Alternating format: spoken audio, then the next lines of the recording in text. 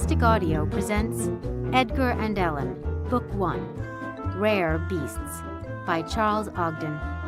Read by Ariadne Meyers.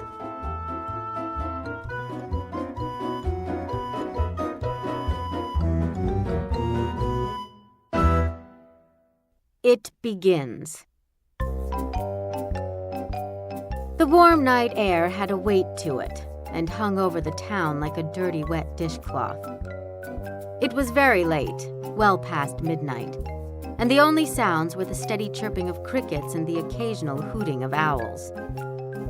Down by the river, two shadowy figures danced across the roof of a covered bridge.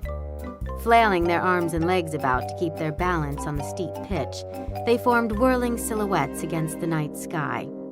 "Watch out, sister! You're getting it all over me!" "Well, if you had remembered a flashlight, I'd be able to see what I was doing, brother." "Oh, you can see as well as me. You're doing it on purpose." "Oops," said Ellen as she dragged her brush across Edgar's face. "You'll be sorry you did that," he muttered, red paint dripping from the tip of his chin. "Hush! I'm almost done." Ellen finished the last letter and stood back to make sure she had spelled everything properly. "You forgot the exclamation point," said Edgar as he dumped what was left in the paint can over his sister's head. Edgar and Ellen tackled each other and tumbled off the roof, splashing into the water below. Standing in the waist-high river, soaking wet with red paint flowing as if they were bleeding from terrible wounds, the twins admired their work. "I like it, brother. It's certainly better than it was before, sister." They cackled over the sounds of crickets and owls and crept home. Chapter 1. Welcome to Nod's Limbs, Friend. For the most part, Nod's Limbs was a lovely place to live. It wasn't a big town, but it wasn't small either. It was, quite simply, an upstanding community of historic landmarks and charming shopping malls. The running river cut through the center of town, although it really should have been called the walking stream or the crawling trickle, since it wasn't very wide and didn't flow very fast. 7 covered bridges allowed people and cars to cross the river, and the townspeople were very proud of their covered bridges. It's rare to see one covered bridge in a town these days, and Nod's Limbs had 7. They looked like big red barns spanning the river, identical except for what was painted on their roofs. Each had 2 words painted in big white block letters, 1 word on each side. If you were traveling the length of Florence Boulevard, each bridge added another word to a message, and the message was different depending on which direction you were traveling. From east to west, the roofs read, "Welcome, friend, to Nod's Limbs. Stay a while." From west to east, they said, "Come back soon, friend, and take care." However, since you could enter Nod's Limbs from the west as easily as from the east, and leave in either direction as well, sometimes these messages made sense and sometimes they didn't. But though you might be wished welcome as you left and greeted with "come back soon" as you entered, the residents of Nod's Limbs didn't mind because they thought it looked quaint. But no matter how respectable a town is, when it's large enough, it usually develops what the locals call the right side of town and the wrong side of town.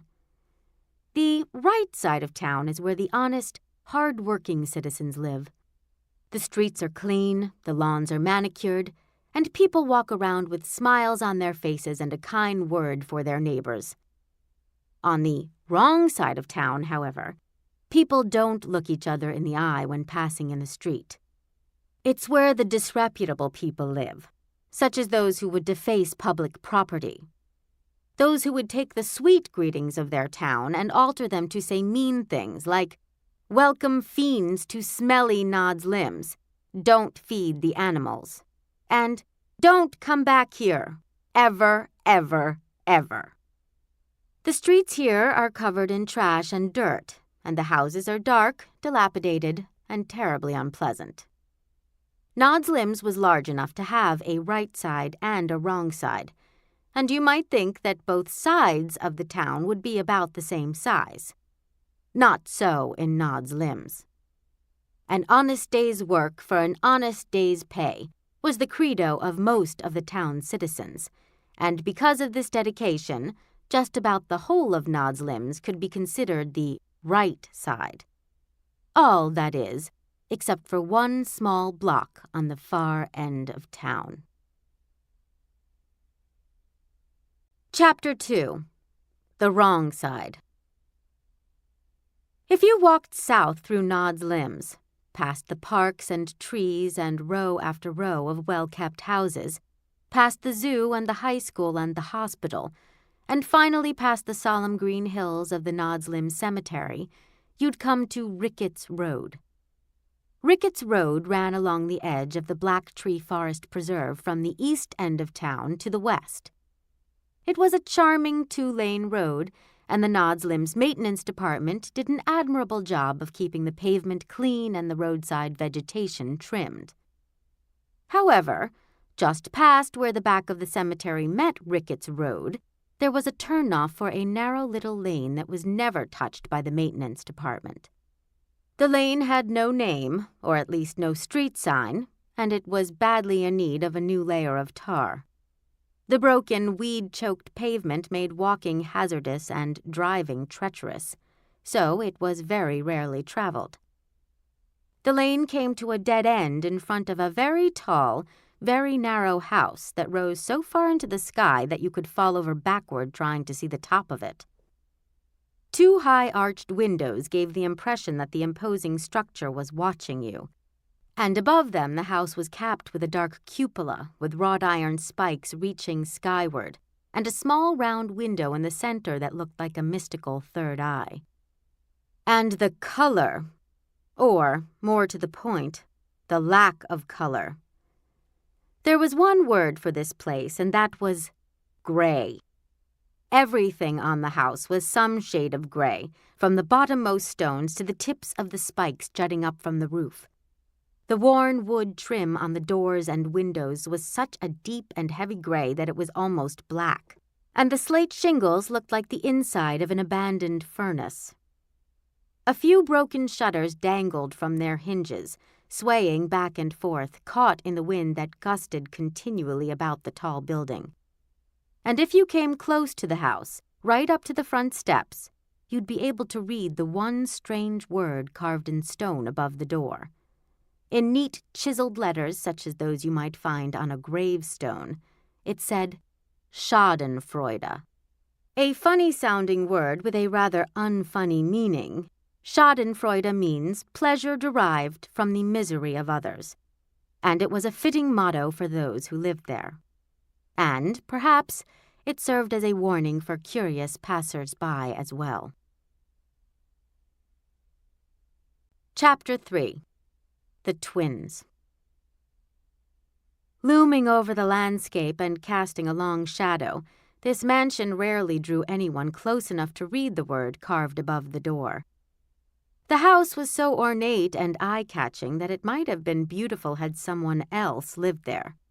Had someone else lived there, with a fresh coat of paint and a petunia border around the lawn, it might have been bright and welcoming and the most popular house in town. Alas, someone else did not live there. Two someone elses lived there. Edgar and his sister Ellen. These two were not just brother and sister. They were twins. And should just one of them be trouble, then two most certainly would be double that. And just one was very troublesome indeed. The garden's growing high, sister. Time to tear the petals off the roses, brother. The twins were tall and scrawny, with black hair matted flat to their heads. Ellen's limp pigtails dangled past her pointy chin, while Edgar's hair was all one short length, except for the few strands that stuck straight up in the back. Both had pale, angular faces and wide, bulging eyes. They wore matching one-piece striped footy pajamas, with flaps on the seat that were handy when they needed to use the lavatory. The old, worn-in pajamas were very comfortable, and the twins kept them on all the time. What were once red and white stripes were now a stained and dingy rust and gray. Their skills in the art of mischief were impressive and long studied, having begun 12 years earlier in the womb. Although they were twins, Ellen was technically older by 2 minutes and 13 seconds. Oh, the fight the two of them put up to see who would enter the world first.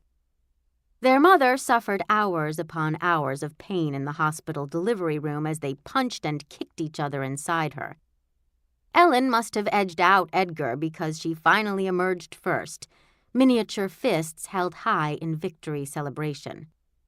Edgar came soon after, and when the nurses first held up the twins side by side for their mother and father to see, Edgar took his tiny finger and poked Ellen in the eye. Chapter 4. Hide and Seek. One day near the end of summer, Ellen examined her garden through a grimy window and saw that it was wilting nicely in the muggy late-morning heat. She hadn't watered any of the plants or fed the fanged orchids in weeks, and the foliage had a pleasing droop, as if the plants might reach the ground and try to crawl toward nourishment and shelter. There was no need for Ellen to go out, as she had planned, to prune the hemlocks. So while most of Nod's Lim's younger citizens were splashing in pools or frolicking by the river, Edgar and Ellen stayed inside their dark house playing a game of hide and seek. The twins' home had many floors, including a sub-basement, a basement, an attic, and an attic above the attic. Although the house was so narrow that each floor had only 2 or 3 rooms, there were still an awful lot of them. Each room was full of cupboards and closets and couches and curtains, and enough grubby cubbyholes to hide in for an entire summer's worth of hide-and-seek. Edgar and Ellen's parents had long since departed on an extended around-the-world holiday. At least that's what it said on the note they'd left behind. With no one to clean it, the vast house had accumulated a rich collection of cobwebs and dust balls, providing the perfect setting for their game, to which they added their own unique twist. In a typical game of hide-and-seek, the game ends once one player discovers where another is hiding. Well, Edgar and Ellen's version didn't end by merely finding the hider.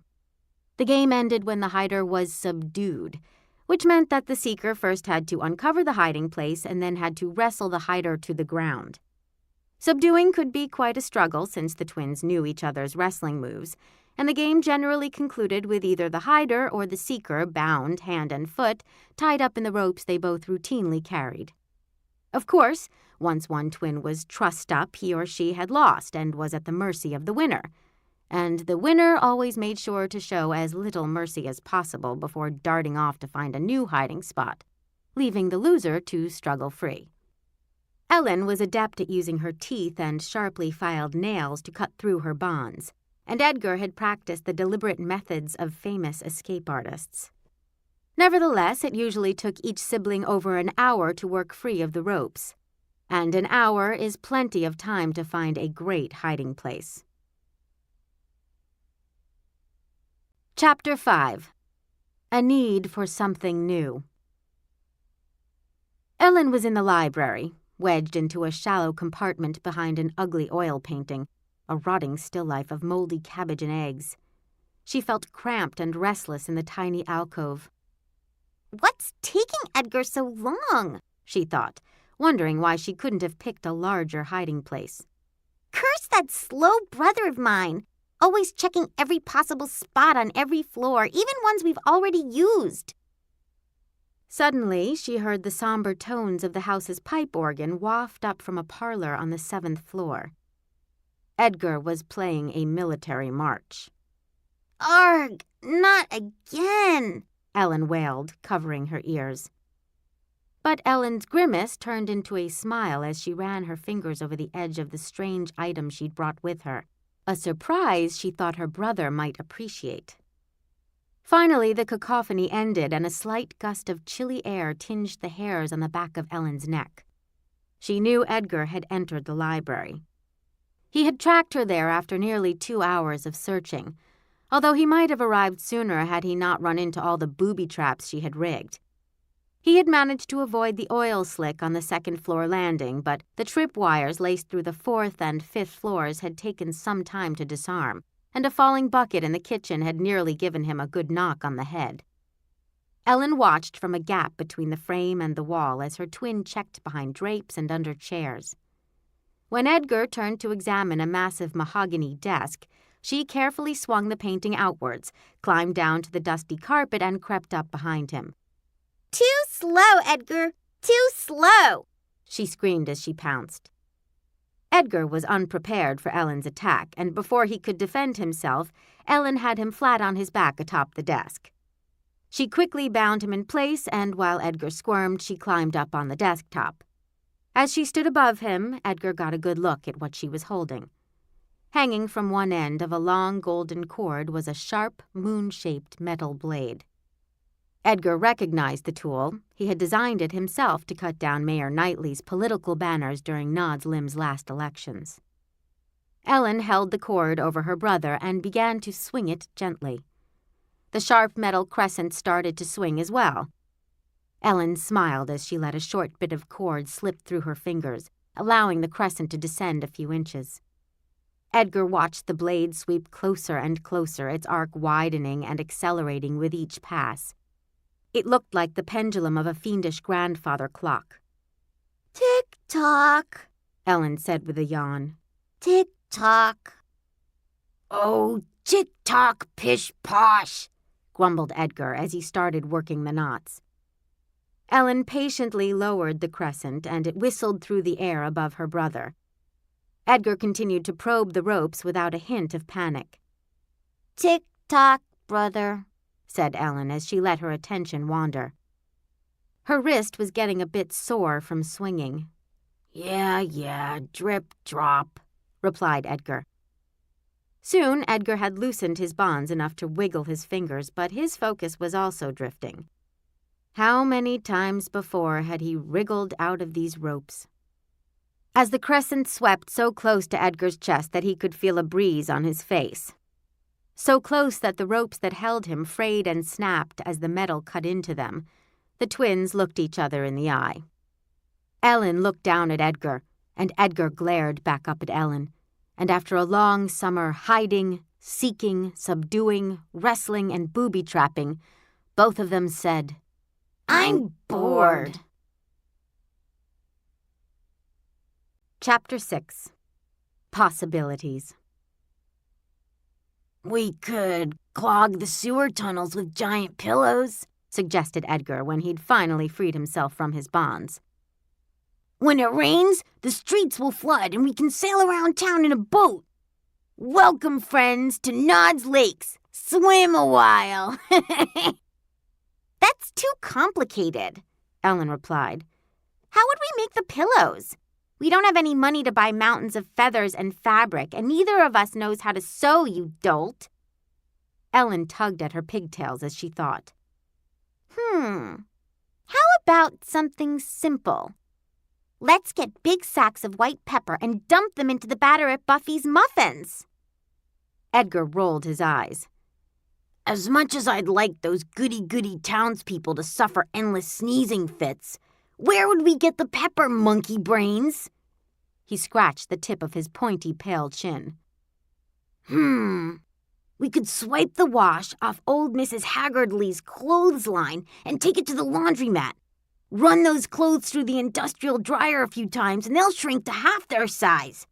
We'll hang them back up on our line, and when she finds them, she won't know what to do. Oh, Edgar, chided Ellen. Do you have all the quarters to run the dryer over and over? No, you don't. And neither do I. Besides, we pulled that trick on Mrs. Haggardly before, and she didn't even notice. What fun is that? The twins stood in the middle of the library, their shoulders hunched as they strained to come up with another idea. We need money, sister, said Edgar. What can we possibly do for fun without money? After a moment of concentration, a grin spread across Ellen's face, and she uttered one word in reply. Pet! Chapter 7. Pet. Whenever the two children grew tired of annoying and harassing each other and were at a loss for some new nefarious scheme or unsuspecting victim, there was always something else in the house to poke and prod. That something else was Pet. Pet usually stayed as far out of Edgar and Ellen's way as it could, preferring long, lonely days of cowering in the dark to long, disturbing days at the mercy of its merciless masters. However, it was now almost noon on Tuesday, and that meant it was time for Around the World with Professor Paul, Pet's favorite nature program. Knowing Pet's fondness for the professor, the twins found it in the den, perched upon the back of a dark leather wing-back chair, illuminated by the flickering light of the large black-and-white television.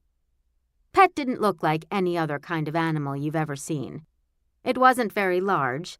It didn't have scales or feathers. It was a matted ball of long, dark hair, similar in appearance to an old, dirty wig. Pet had no ears, nose, or mouth that could be seen, nor had it visible arms or legs, and the small heap sat so still on the chair that it would be easy to mistake it for an oversized ball of lint. Well, except for the single milky yellow eye that sat atop the tangled pile of hair. Pet had lived in the house with Edgar and Ellen for as long as they could remember. The twins had first noticed Pet behind a large wooden wine cask in the cellar. Since Pet didn't seem to eat much or make much noise, in fact, they never witnessed Pet doing much of anything, they decided to keep it. How lucky for Pet. Chapter 8. Today's Program. And so it happened that just as Edgar had finished binding Pet's shaggy body to a long wooden pole, and just as Ellen was about to collect the spider webs from the ceiling of the den with their new pet broom, Professor Paul announced something on TV that grabbed the siblings' attention.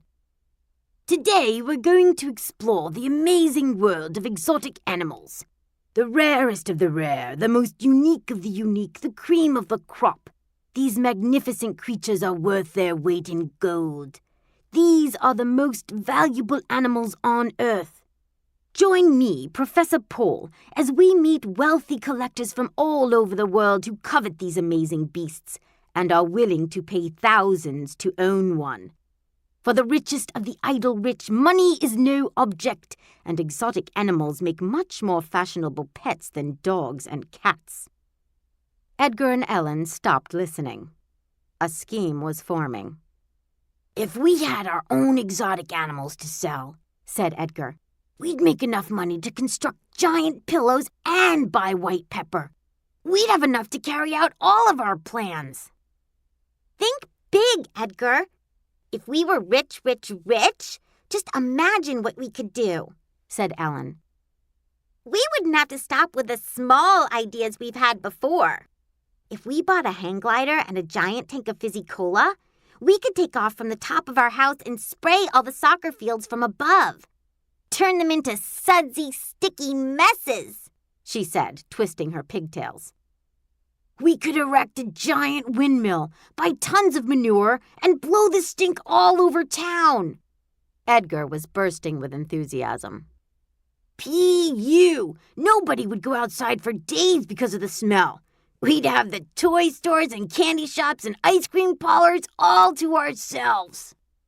We could buy a whole carnival and put the tents right in the middle of town, Ellen said. And we could keep the bright-colored lights and music on all night and day and never let anyone else in to enjoy the games and rides, added Edgar.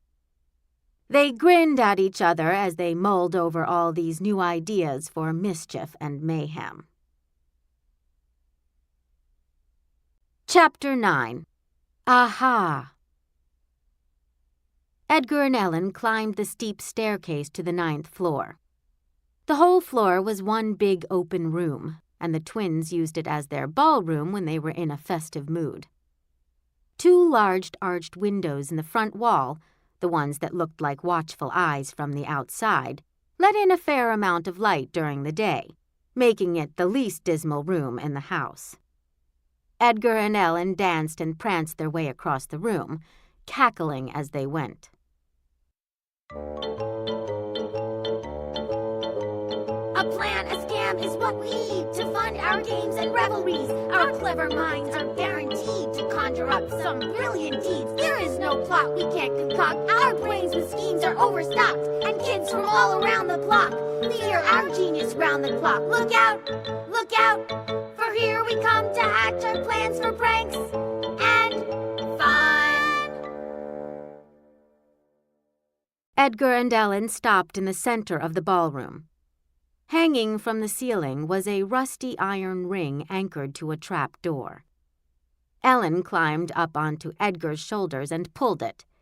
The trapdoor swung down with a loud creak, and a worn set of wooden steps unfolded. The two scampered up to the attic. The twins masterminded their most impressive plots in the attic, and it was easy to see why. Crates and tools and dusty bird cages, moldy steamer trunks and broken chandeliers, headless mannequins, dented suits of armor, a couple of rusty wrought iron beds, the attic was piled high with treasures. Picking through the debris usually helped Edgar and Ellen concoct something wicked.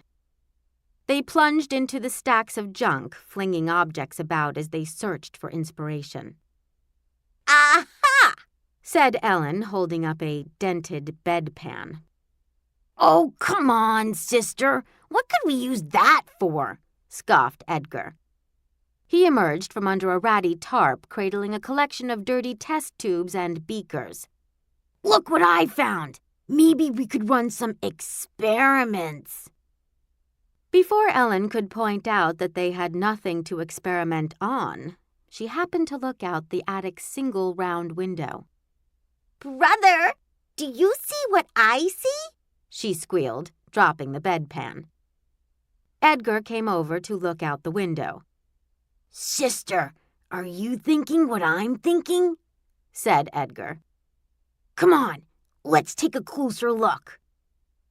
They clambered up one last ladder, tucked away in the back corner. Leading the way, Ellen pushed against the ceiling with her shoulder until another trapdoor creaked open, and the twins entered the highest room in the house. Since the attic above the attic provided a remarkable view of the entire neighborhood, Edgar and Ellen used it as an observatory, and it was barren save for a powerful telescope angled through a slot in the roof. Focusing the lens on the neat, tidy houses and lawns below, they saw a wide variety of dogs lounging in front of dog houses, napping or chewing on bones.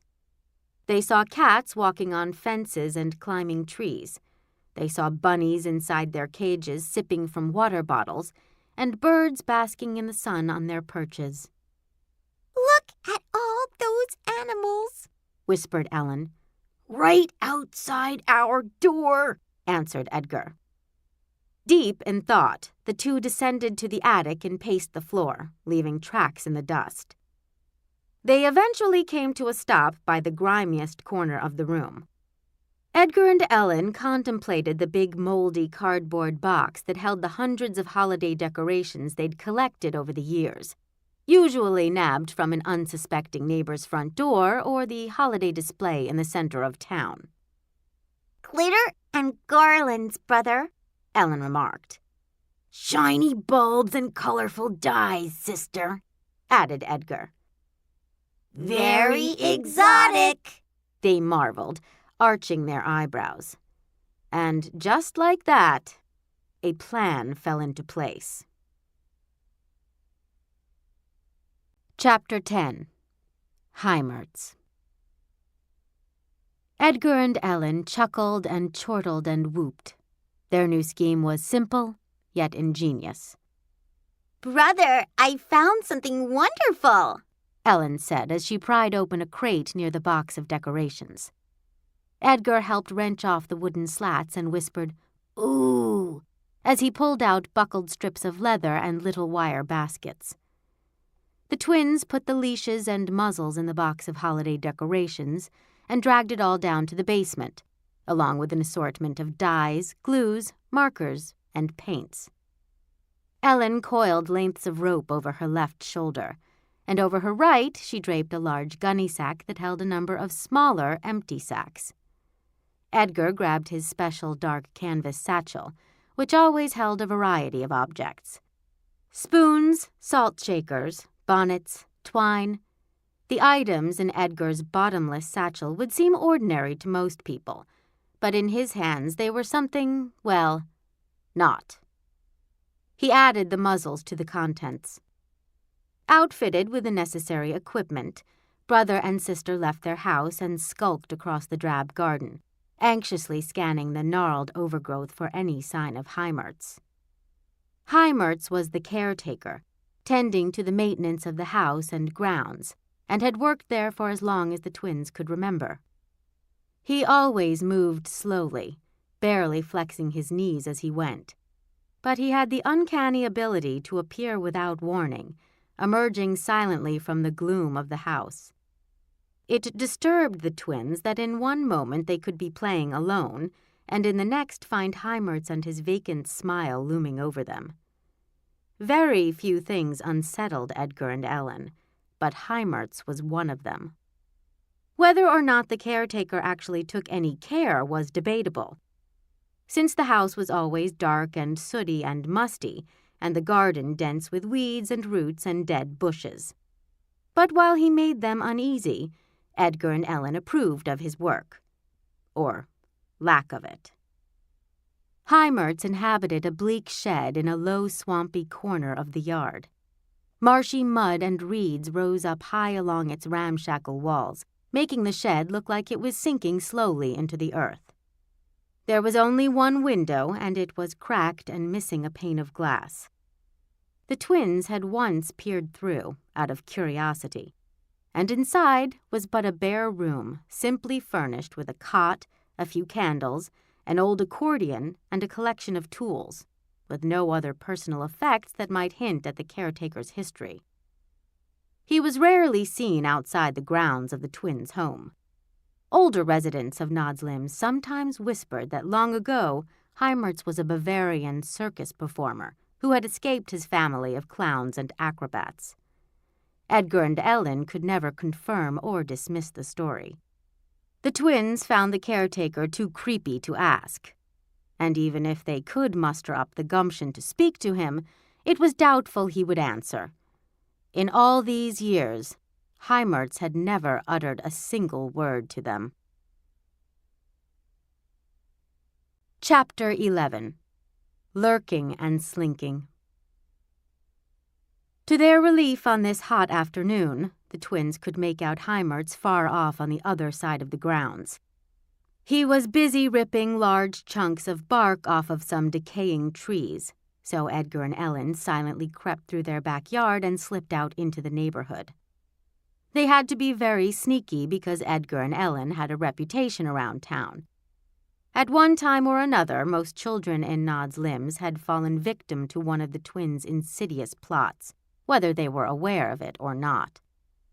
It was not so long ago that the twins had stranded 9-year-old Artie Anderson atop the tallest tree on the block, promising him access to a most amazing treehouse. Shortly thereafter, they had enticed little Sarah Bergstaff to dig for gold in her yard, rupturing her family's septic tank. So, carefully, very carefully, Edgar and Ellen slid through the shadows. One by one, they visited each house in the neighborhood, and one by one, they snatched up all the pets. Some animals were easy to get, since no one was around to keep an eye on them. Their owners were off doing other things, such as buying comic books or playing kickball. Edgar plucked Ronnie Ringwood's dog from in front of its doghouse, and Ellen reached through an open window to nab Heather Redder's parakeet from its cage, leaving nothing but a few fallen feathers. Other pets required more stealth, and the twins found they needed to create distractions.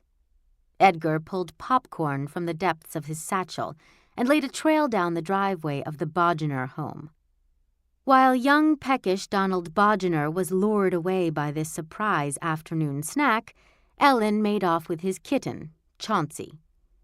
2 houses down the street, Ellen rang Franny Finkel's doorbell and then hid behind the family car. When Franny came running to answer the front door.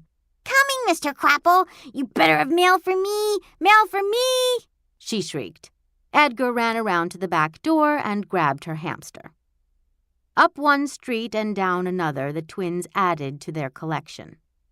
They muzzled the surprised pets to keep them from barking or meowing or making any loud noises, and then stuffed them into the burlap bags. Soon their collection grew large enough that Edgar and Ellen found it hard to carry, so they set everything down to rest. "These animals are heavy, Edgar. All their squirming doesn't help either." "My arms are starting to get sore too. But don't worry, Ellen. I've got a plan for transporting our cargo tomorrow. Just you wait." "Well, I won't." "Hey, you! Pipe down!" Ellen whispered as a steady, low wail came from one of the sacks. Some of the pets began to growl and whine, so the twins poked and prodded the sacks with their toes, trying to keep the animals quiet. "Noisy things," muttered Edgar. "If we don't watch out, they're going to give us away. We'd better carry these home where no one will hear them, and then we can come back for more." The twins lugged the sacks back to their garden, where they piled them in the overgrowth. Returning to their task, they continued down the block, Ellen filching pets and Edgar running the new finds back to their stash.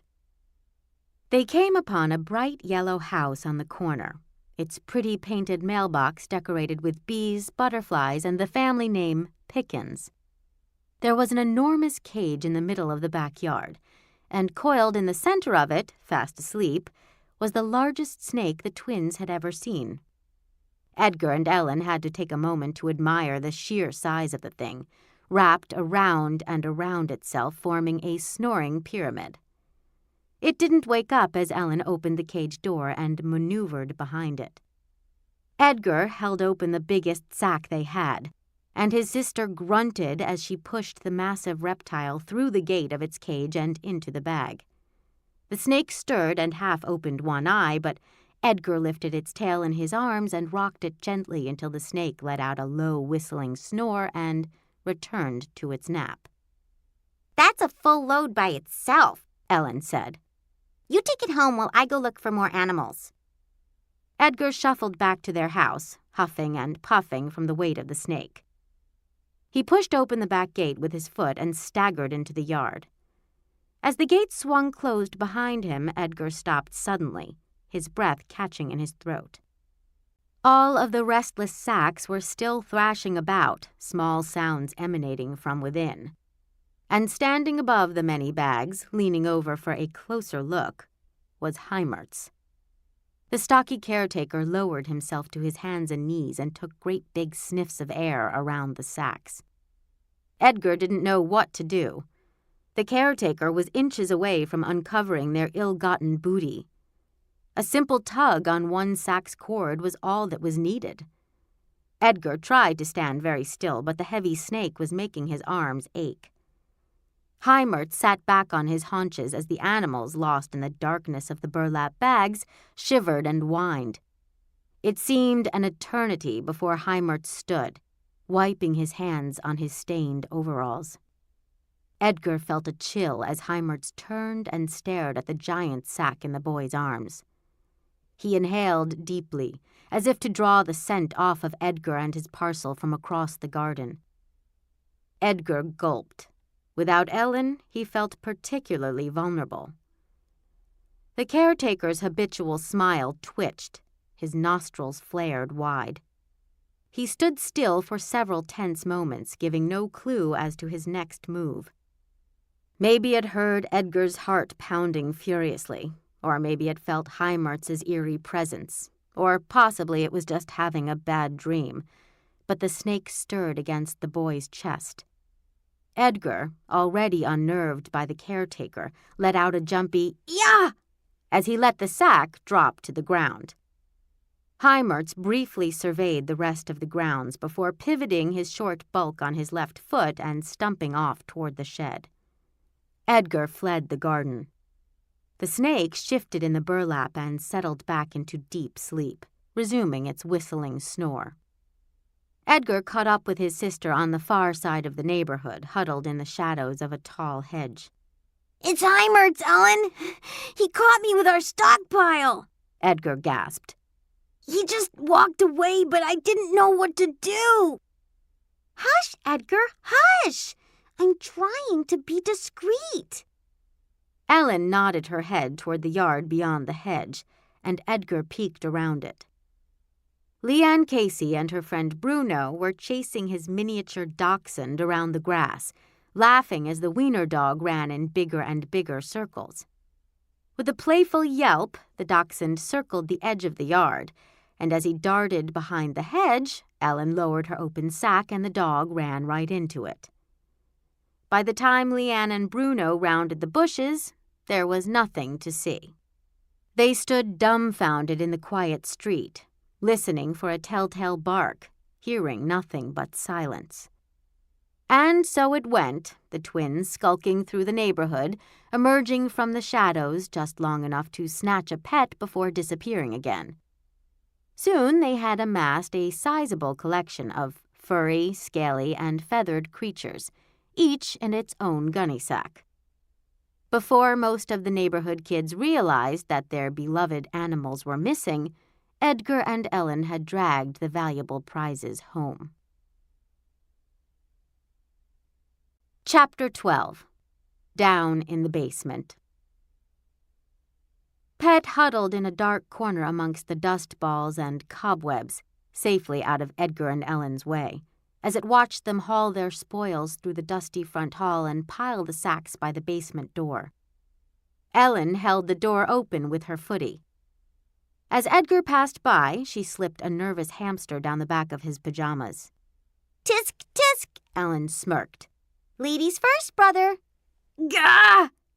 Edgar hopped the entire flight of stone steps in 3 bounds, propelled by the hamster racing up and down his spine.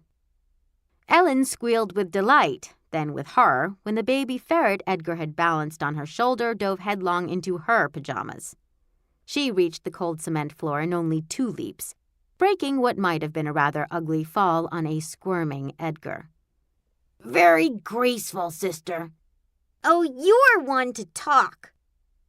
One by one, the twins shuttled the sacks down from the hall, keeping a wary eye on each other as they passed on the stairs. When they were finished, Edgar and Ellen huddled in the dank basement over the writhing sacks at their feet. Ellen spread out grubby white sheets stolen from Mrs. Haggardly's yard to cover long work tables. Edgar removed the decorations from the battered carton, and, like a surgeon laying out his implements in an operating room, he delicately set all the ribbons and ornaments in a neat row. Who might be in here? Edgar selected a sack and shook out the contents. A kitten tumbled onto the table. Oh, you're just a plain little kitty now, he said, removing its muzzle. But cheer up! Soon you'll be the talk of the town. Edgar used paint to change the feline's fur from brown to several shades of blue and purple. He took his time affixing 2 small twigs to the creature's head and attached a round red ornament to its nose. What was a cat now looked like a glitzy miniature reindeer. Hello, little Hamble, Edgar exclaimed, holding it up so he could look into its mismatched eyes. Not another one like you in all the world. Definitely exotic. Definitely worth a lot of money. The Hamble mewed and clawed at its twig antlers. Your Hamble isn't nearly as exotic as my Ugg prawn or these sniffle pops, said Ellen. Edgar turned to see that in the time he'd spent transforming one animal, his sister had placed a grass wreath around a poodle's neck and dyed the whole animal red, turning it into a little crimson lion. And 2 once white bunnies were now decked in glitter and feathers. We're going to make a fortune, cheered the twins as they removed the rest of the animals from their sacks. They leashed the creatures to a crusty water pipe so the bewildered menagerie couldn't run away from the fun. Paint and glue and glitter flew about the basement. The twins gleefully decorated the pets as if they were Easter eggs, singing a little song while they worked.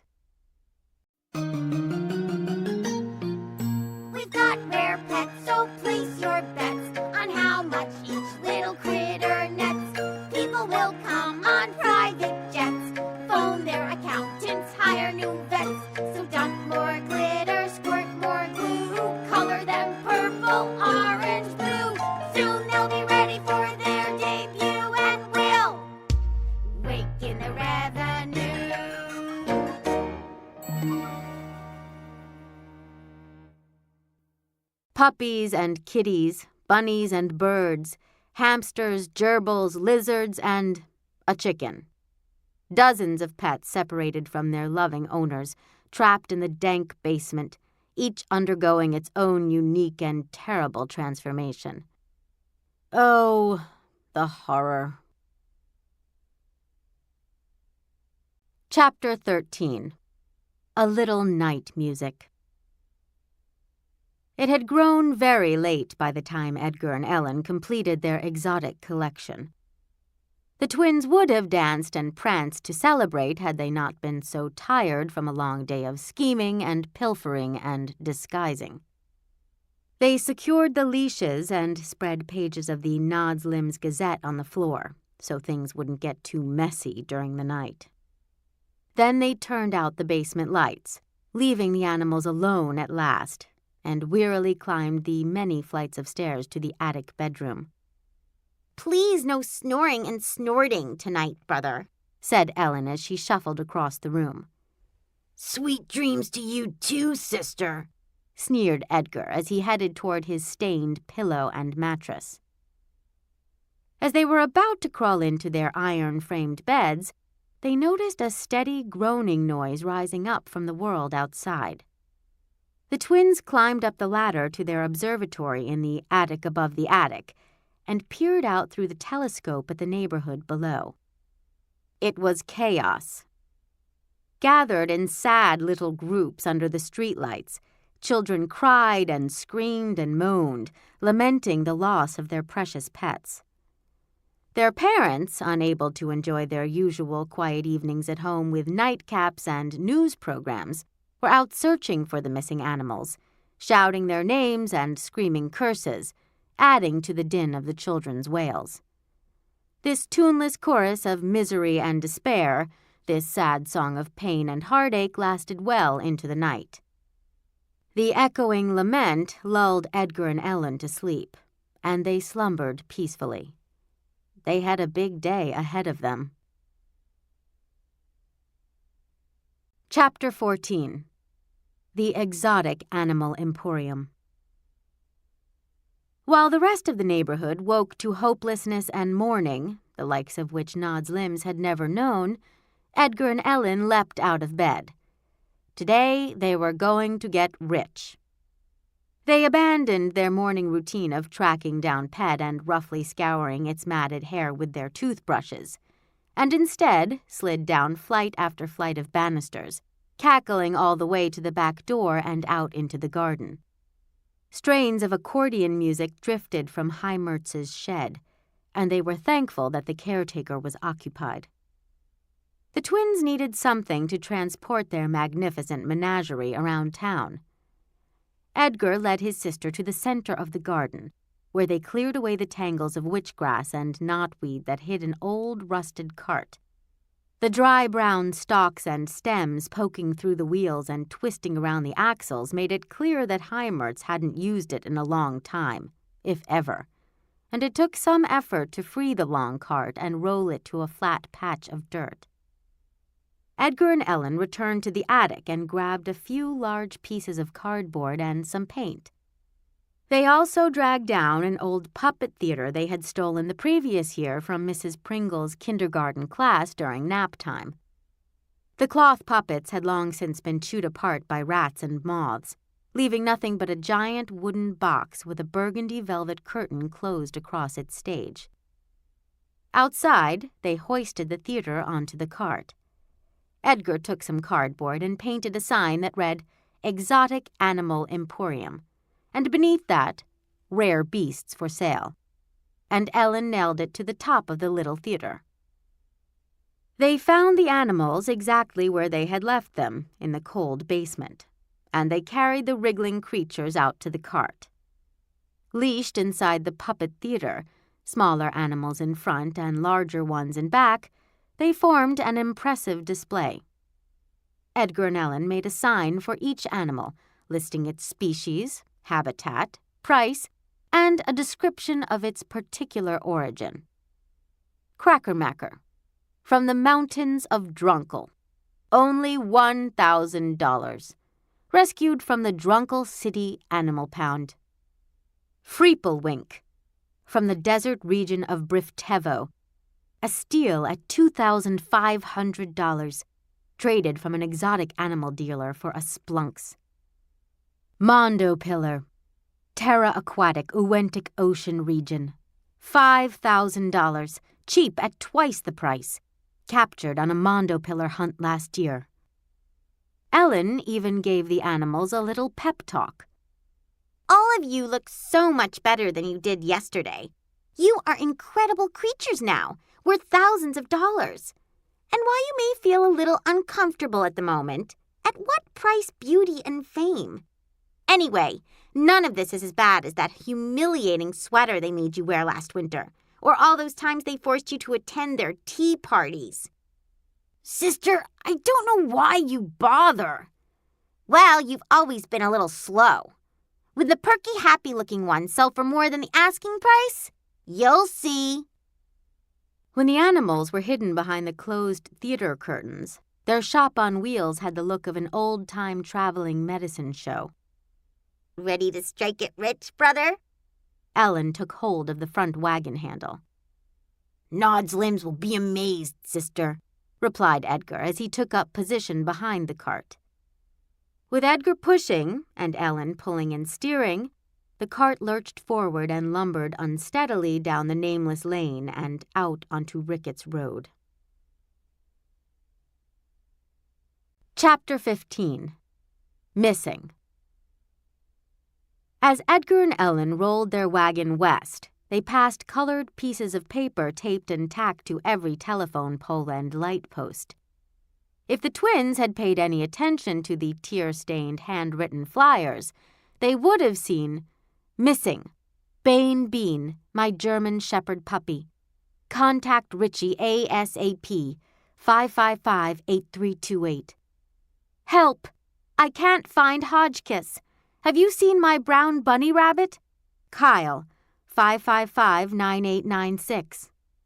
Lost, my cat. Answers to the name Blumpers. Mostly black with white feet and a pink nose. Please call Annie at Annie's house, 555-1722. There were dozens of posters in a rainbow of colors, each one crying out for a different missing pet and featuring a crayon drawing or blotchy photograph. Edgar and Ellen rumbled past flyer after flyer, oblivious to all of them, including the one which warned, Danger! Escaped python. Our giant snake got away. Be careful. If seen, contact Peter and Penny Pickens at once. 555-6633. Chapter 16. Open for Business. Edgar and Ellen stopped the cart about 100 yards down Ricketts Road, where the street intersected with Cairo Avenue, one of several streets in the small town named after much more impressive cities. Cairo Avenue led north into Nod's Lim's business district, and people on their way to work drove right past the intersection. How does this spot look to you, sister? Edgar asked. Fantastic, brother, she answered. Business people make oodles of money. I can't wait to get a great big pile of it. They pulled back the theater curtain, revealing the animals. The display looked a bit like a summertime lemonade stand, except instead of pitchers of refreshing lemonade, the twins had expensive and gruesome beasts. The two stood in front of their stand, bellowing like carnival barkers and waving their arms madly. Roll up, yelled Edgar. Roll right up and witness the marvels of the animal kingdom. Come see for yourselves, called Ellen. See what has never been seen before. Cars cruised through the intersection, but not one came close to stopping. When too many vehicles passed by for Ellen's liking, she told Edgar to stand on his head, flap his legs, and squawk like a parrot. Why not you, sister? Because, brother, my pigtails get in the way. And you have a flat head to help you stay balanced. A line of cars screeched to a halt in front of the squawking, pajama-clad, upside-down boy. Once they had established that Edgar was not, in fact, a member of some strange circus come to town, the drivers noticed the cart on the side of the road. Several men and women got out of each car, all of them dressed neatly in business suits. They walked up to the wagon and began looking over the merchandise. A small black poodle shrouded in silver tinsel recognized a family member in the crowd and began to whimper and scratch, but the swarm of people paid it no mind. The driver of the first car, a short, balding man wearing a pinstriped suit and sunglasses, stepped to the front. Hey, are you two the owners of these bizarre things or merely the owner's agents? When the twins didn't answer right away, he stamped his foot impatiently. Well, which is it? Speak up. I haven't got all day, he said. Owners, sir, Ellen quickly said. Each one of these magnificent creatures is from our own personal collection. Well then, good. Good, The balding man said. Excellent. No need to dicker with a representative when you can do business with the owner face to face. Allow me to introduce myself. The man reached inside his jacket and with one smooth, practiced move, snapped out a small white card and presented it to Ellen. Edgar looked over her shoulder and they both read what was engraved on it in bold black type. Mr. Marvin Matterhorn, Executive Business Executive. When they looked up, every adult had pulled out his or her business card and was offering it to the twins impatiently. Edgar and Ellen collected them all, each one printed with the person's name and the title Business Executive or Assistant Business Executive or Junior Business Executive. Well, we haven't got all day. We're carpooling to work, said Mr. Matterhorn. Very efficient carpooling. The business people behind him murmured, Very efficient indeed. Mr. Matterhorn removed his sunglasses and whipped a monogrammed MM handkerchief out of his pocket. As he cleaned the lenses, he continued. What we need are animals. Pets for our kids who can't seem to stop their blasted crying. We were all up half the night searching high and low trying to find the cats and dogs that ran away yesterday. And each and every one of us had a miserable night's sleep. Do you have any idea how lack of sleep affects our on-the-job performance? Our performance indeed, agreed the others, nodding solemnly. Well, as I said, we need pets. And it certainly looks like the two of you have got them, Mr. Matterhorn observed. Although these creatures look rather peculiar. That's because they're exotic animals, sir, said Ellen. Not anything like them in all the world. Exotic? Is that right? Mr. Matterhorn replied. Well, I know it's popular to have something that's one of a kind, but I prefer things to be as similar as possible, easier to manage. Good management is everything. If something goes wrong, replace it with a duplicate and everything continues to run smoothly. Very efficient. Very efficient indeed, chimed in his colleagues, who were now poking and prodding the strange little creatures. Mr. Matterhorn nodded. Let's cut to the chase, shall we, and make a deal. This odd little critter would make my daughter Mandy forget all about her missing bunny rabbit, he said, examining a boinga-bonga. After all, bunnies don't have long yellow snouts and antennae like this thing. What is your asking price? It's right there on the sign, Ellen pointed out. Our price for a boinga-bonga is $1,500. $1,500? Isn't that a bit steep? Exclaimed Mr. Matterhorn. $1,500 is a steal. Our animals are exotic animals, and according to all the experts, exotic animals are valuable animals, Ellen responded. Besides, these animals are from our own personal collection, she said, trying to drum up sympathy. We hate to part with our treasures, but we must, now that our poor family has fallen on such hard times. Mr. Matterhorn adjusted his sunglasses. I'm sorry to hear you're in financial trouble. I make it my business to avoid that type of problem, but dealings like these require some negotiation, young lady. You can't expect us to hand over that kind of money for a pet. We just need something to keep our kids quiet. What do you say to, let me think for a moment, $5? $5? Repeated Ellen. I say $5 is an awful lot less than $1,500. All right, then. 10. Ellen shook her head and glared at Mr. Matterhorn.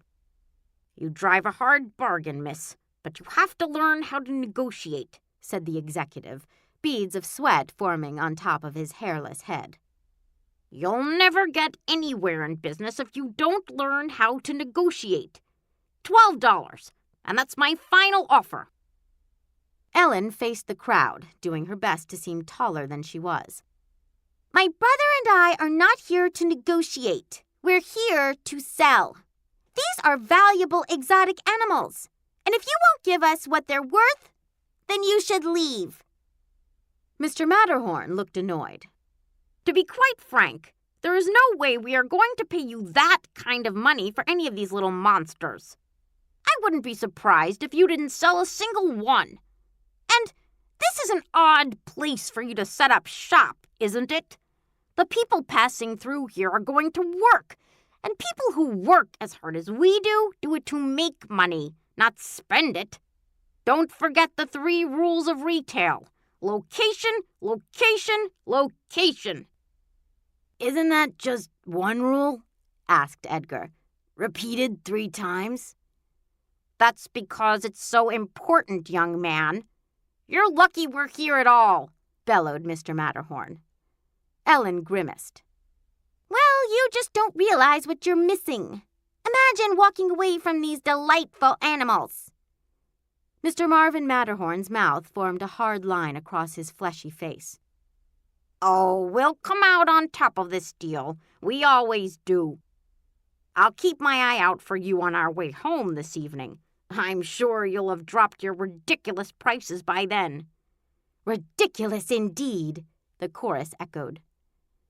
Mr. Matterhorn held his pose for several silent seconds, as if to give Ellen one more chance to change her mind. Then, with a loud humph, he stomped back to his car. The other business people followed, uttering a collective humph as they turned away from the exotic animal emporium and marched to their cars. Doors slammed shut, seatbelts clicked, and the vehicles departed. Ellen glowered as she watched them disappear down Ricketts Road. Then she noticed Edgar standing there smirking. What are you smiling about, Chowderhead? She fumed. You didn't help me try to sell these things at all, and now we've lost all those customers. Oh, stop your whining, Edgar retorted. Those windbags don't pay attention to their own kids, so I figured, why would they pay attention to me? While you were dealing with them, I put extra strength glue on all their seatbelt buckles.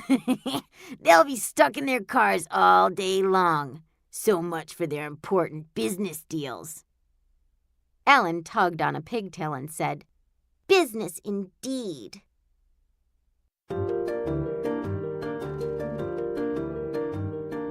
Mr. Marvin Matterhorn looks at us with so much scorn, cares not why his kid's forlorn. He's such a selfish dad. We know what it's like to be abandoned to our roguery. Just wait until those kids come see the pets they might have had.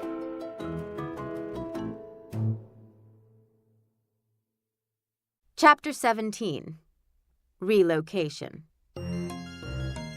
Edgar pointed at the cars passing by them. Everyone around here seems to be concentrating very hard on getting where they're going. Ellen nodded. If no one will notice us here, let's keep moving. So they continued on, Ellen struggling with the rusted handle to make the turn onto Rio Road. Blast it, Edgar! Why didn't you oil these axles and hinges when we had the chance? Well, why didn't you?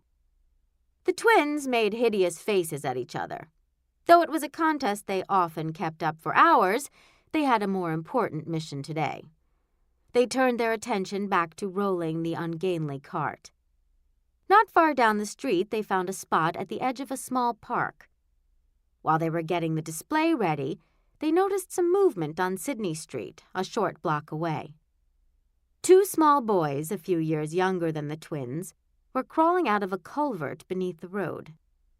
The wide-mouthed metal pipe was used to drain water after thunderstorms so the street wouldn't flood, and the area around the culvert was often a swampy mess. Crusty sludge and small bits of trash covered each boy from head to toe. It looked as if they had been crawling through culverts for some time now, and a thick coating of sewer slime made their hair color and the patterns on their clothes unidentifiable. But the twins clearly saw their puffy red eyes and the tear streaks in the grime on their faces. Brother, aren't those the Turkle boys? Burl and Seth? They cry when the sun goes behind a cloud. Edgar squinted, now recognizing the Turkles beneath the filth. Why, yes they are, sister. I guess they can't find their pretty pooch. Serves them right. The twins watched as the two boys overturned rocks, picked through every small bush, and sorted through the trash littered about. After taking one last look into the culvert, the boys finally shrugged and trudged a short way up Sydney Street before disappearing inside another sewage pipe. Edgar stood silent for a moment, staring after them with envy. He took a deep breath and let out a long sigh. Sewers. It's been a while since we've spent any quality time exploring them, sister. Ellen elbowed him in the ribs. There will be plenty of time to renew our acquaintance later, brother. The sewers aren't going anywhere, you know, and we have work to do. Edgar rubbed his side, sighed again, and turned back to the cart. Rare beasts for sale, he bellowed. Chapter 18. Dairy Deliveries. While the morning sun was still low in the sky, a truck pulled up in front of the exotic animal emporium, belching black smoke as it came to a stop. On the side of the truck was a peeling picture of a smiling cow eating a piece of Swiss cheese, with the words Nod's Limbs Dairy stenciled across the top. A tall, powerfully built woman climbed down from the cab and looked at her rusty vehicle. Thick smoke poured out of its front and back ends. "Oh, nuts!" she said. The twins watched her walk over to a payphone at the corner of the park. She wore a clean white uniform with a black bow tie and a white cap. With her head held high and her chest puffed out, she looked like she was marching in a one-person military parade. Either the person she was calling didn't answer, or the phone was out of order, for she suddenly slammed the phone back onto its cradle. She looked back at her truck and muttered something the twins couldn't hear. Ellen loudly cleared her throat. Ahem! Elsie Miller turned and looked surprised to see the twins and the elaborate cart full of creatures. "Good morning, youngsters. What a beautiful day for you to be playing outside.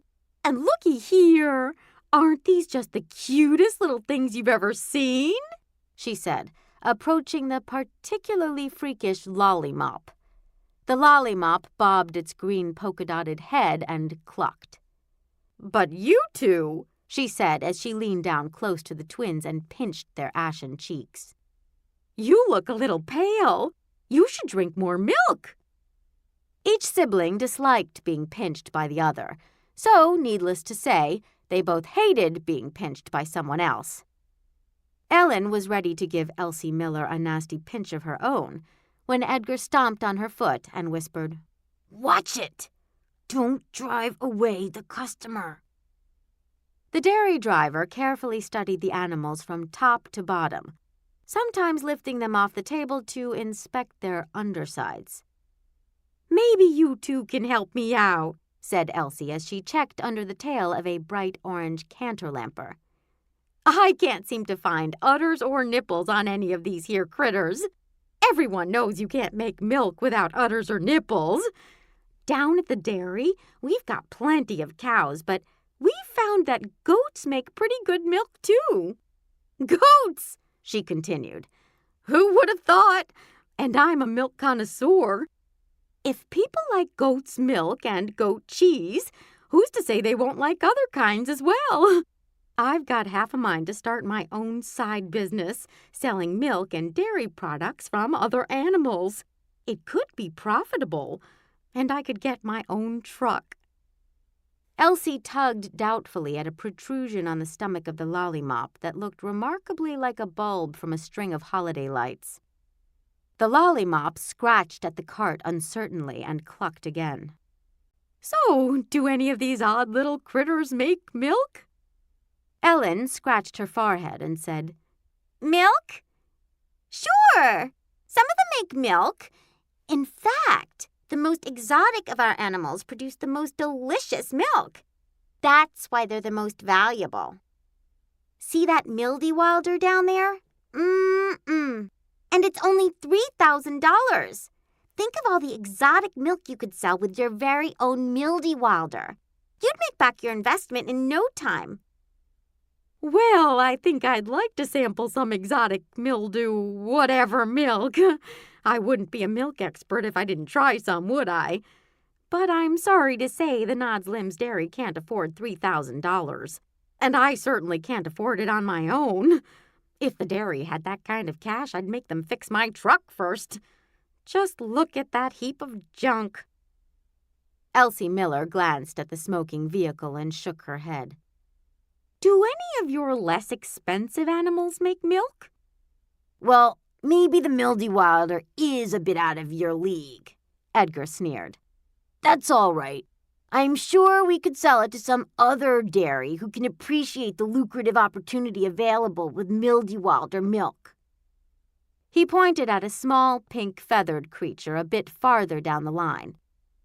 How about a grobble? Its milk is not quite as refined as a mildy wilder's, but it is more affordable.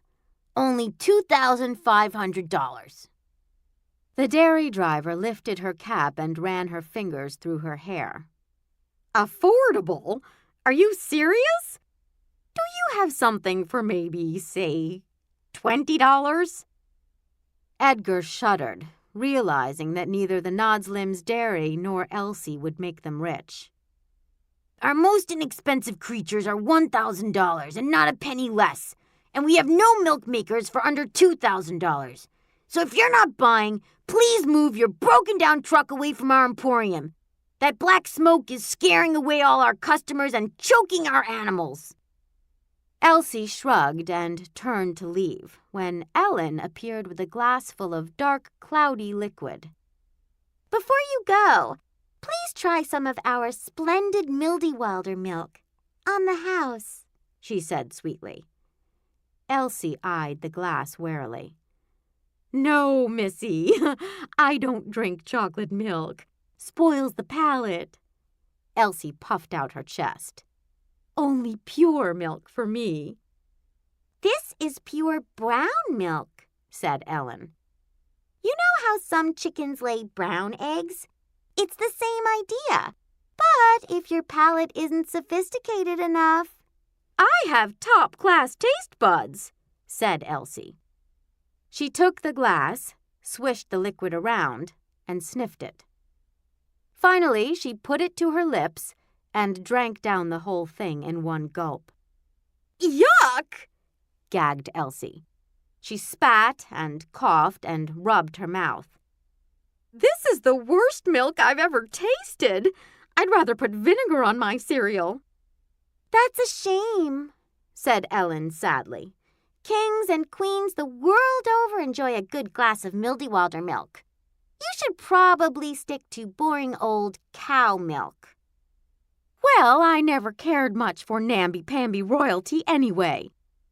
Elsie feigned a smile and Edgar gasped. The woman's teeth were so black it looked like she had a set of toothless gums. He clapped his hand over his mouth to keep from bursting with laughter. My goodness, Elsie, you have such a lovely smile, Ellen said. If I were you, I'd plaster that grin across your face all day long. "Why, thank you. Brush, floss, gargle, floss," Elsie said. "But I've dilly-dallied with my dairy deliveries long enough. Good luck to you both." With that, Elsie Miller climbed back into her rusty truck and drove off, explosive backfires of exhaust fading as she disappeared over a hill. Ha! That smoke is almost as dirty as her teeth, said Ellen, pulling out a flask filled with brownish-purpley liquid. Courtesy of the digestive juice from one of my carnivorous plants. Elsie will need some extra-strength toothpaste tonight. Or steel wool, Edgar exclaimed, and the twins sang. Elsie wants some milk that's clean, but she tries that foul machine. Coughing smoke is as obscene as not-so-pearly whites. Silly milkmaid took a drink, and now her teeth are black as ink. Still our selling record stinks. When will the buyers bite? Chapter 19. On the Road.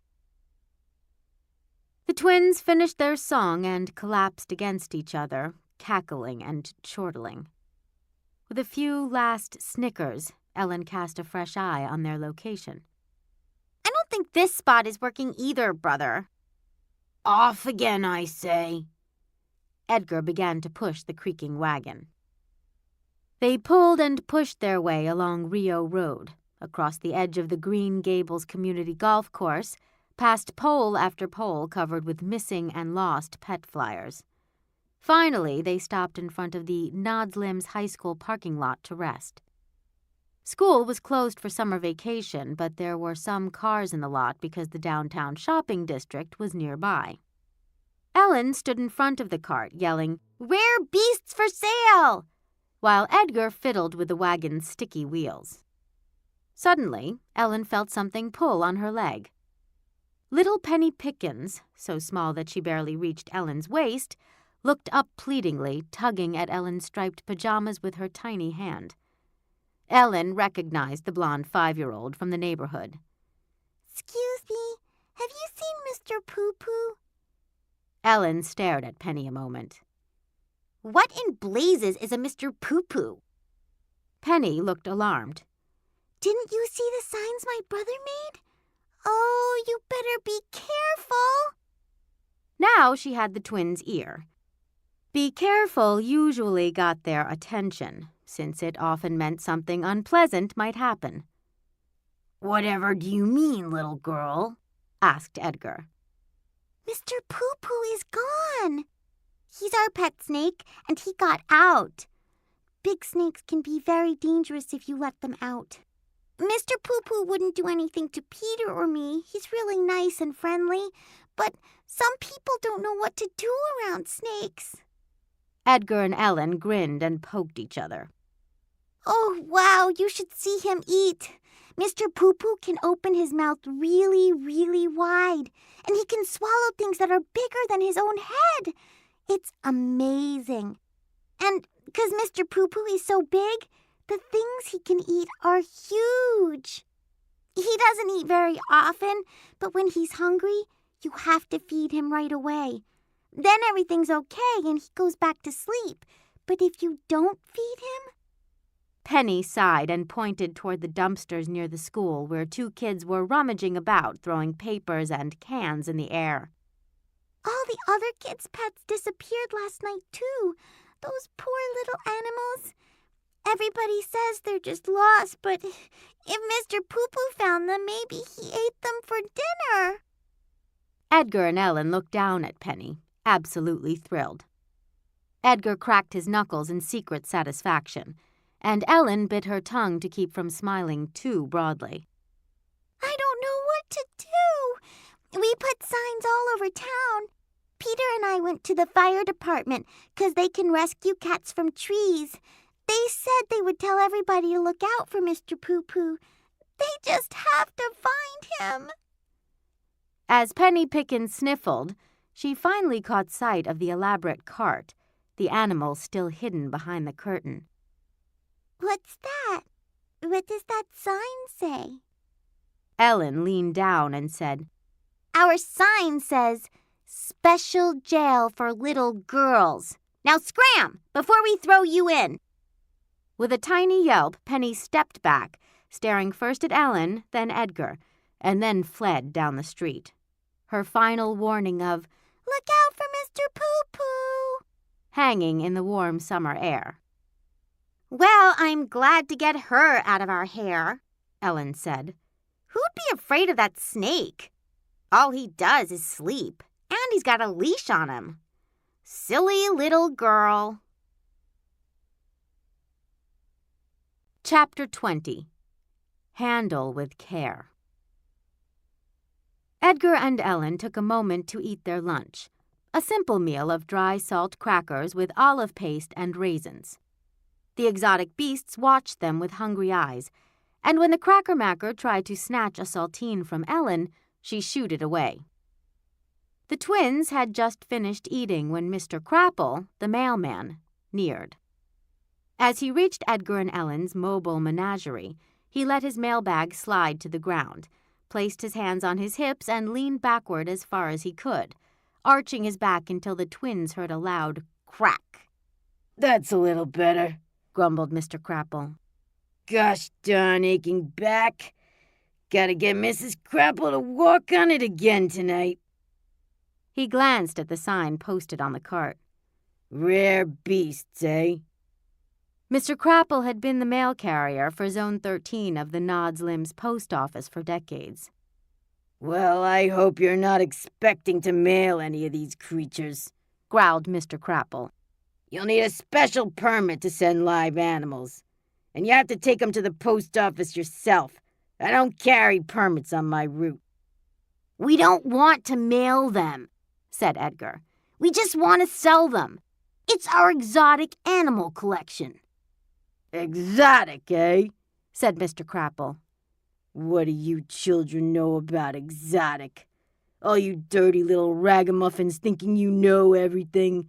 I doubt you've ever been outside dear sweet Nod's Limbs in your entire young lives. Not a thing wrong with Nod's Limbs, mind you, but a far cry from exotic." The mailman glared down at them. "You think you know exotic. I know exotic. I've served the Postmaster General for going on 40 years, and I've seen a little something from everywhere. I've hauled boxes from Borneo and packages from Paraguay. Delivered letters from Latvia and crates from the Congo. I've carried cartons from Canada and postcards from Pago Pago. Held them right here in my very own hands. Don't tell me I don't know exotic when I see it." Mr. Crapple lumbered up to the long wagon full of animals and looked them over. He squinted skeptically as he read the signs describing the animals. "That's an awful lot of strange critters you have there, young'uns," acknowledged Mr. Crapple as he reached Edgar and Ellen at the end of the cart. "Very unusual. But exotic? I don't know about that. Did any of them come from some faraway land overseas? That's the real sign of something exotic, if it came in the mail with colorful stamps all over it. Well, did they?" Before Ellen could respond, the mailman said, "Of course they didn't come in the mail. If they had, I would have known about it. Hey, what's your strange little friend doing over there?" Mr. Crapple pointed at Edgar, who was gathering rocks by the side of the road. "Oh, don't mind him," said Ellen, rolling her eyes. "He's a bit off. Now, can I interest you in one of our amazing animals? Our multipeter is considered a worker of miracles in Plutavia. It has lots of little legs and a little foot at the end of every one." Ellen held up the brown and yellow creature, which was really a fat gerbil with several doll limbs glued to its body. "This rare beast has quite a remarkable history," she went on. "It was originally captured in the wild savannas of Rimpeldop province in south-central Frinquay. We obtained it from a famous traveling musician, a harmonica player, the owner of the world's largest harmonica, in fact, who had back problems caused by carrying his heavy instrument case all over the world. Imagine how it would feel to have this cute little creature walk up and down your back. So many more feet than Mrs. Crapple. Mr. Crapple laughed dryly. Listen, girlie, my wife may have bumpy, smelly feet, but that critter you're holding looks like a giant hairy spider. There's no way on this great green earth that I'll let a nasty thing like that touch any part of me. Ellen scowled. I've wasted enough of my time, the postman continued, ignoring her. I just needed to stretch my back before continuing my route. Here I am talking to you, and you don't even have any mail. Pardon me, sir, but I do have something to send, called out Edgar from the other end of the wagon. He pointed to a large package sitting on the ground. Where did that come from? Well, never mind then. Don't dawdle. Put it in my mailbag over there, said Mr. Crapple. Edgar heaved the parcel into the mailbag. The new addition landed with a heavy thud. Mr. Crapple hoisted his mailbag over his shoulder, his eyes bulging and his knees buckling from the weight of it. Gee, how'd this thing get so heavy all of a sudden? Grunted Mr. Crapple as he staggered down the street. Edgar pulled one of Ellen's pigtails to get her attention. This'll be fun to see. I opened up one of his boxes and filled it with rocks. The twins watched as Mr. Crapple hunched forward and balanced the bag across his back, leaving his legs to shiver and shake under the heavy weight. The postman staggered to the left and staggered to the right and staggered every which way. With every lurch punctuated by a sharp cracking sound from his back, he slowly disappeared out of sight. Snickering, Edgar and Ellen broke into song. That mailman has a lot of gall. He really thinks he knows it all. But now his mailbag's hard to haul. He made a big mistake. A multi-Peter's what he lacks. The thing to soothe those painful cracks. But he declined and now his back's about to truly ache. Chapter 21. Rare Beast Expertise. We are having absolutely no luck, said Ellen.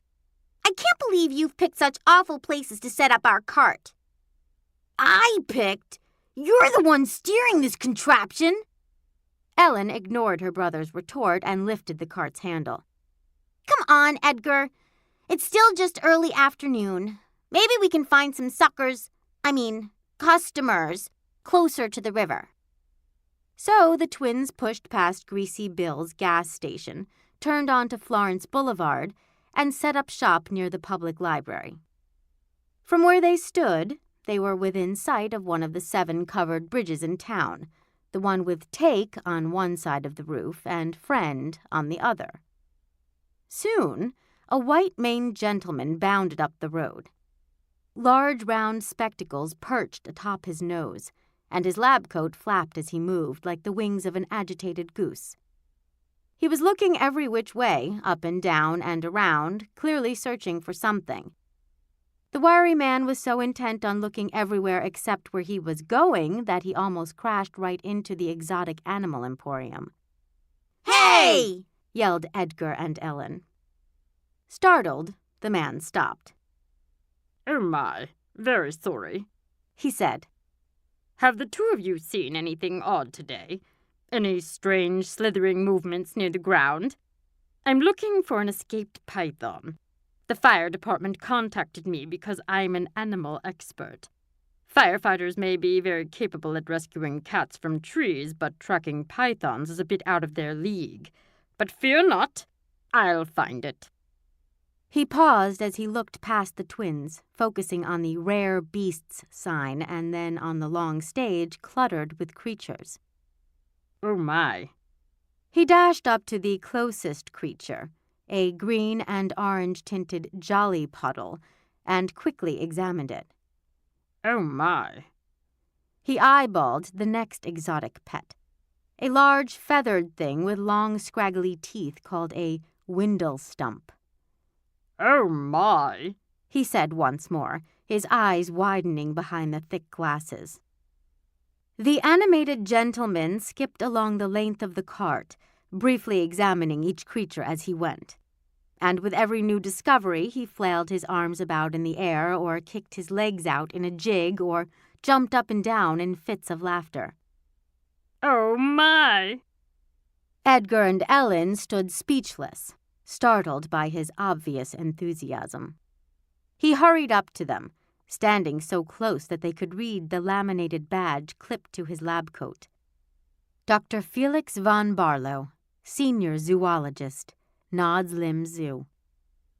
On the right side was a close-up photo of Dr. von Barlow, his mouth open and his eyes bulging.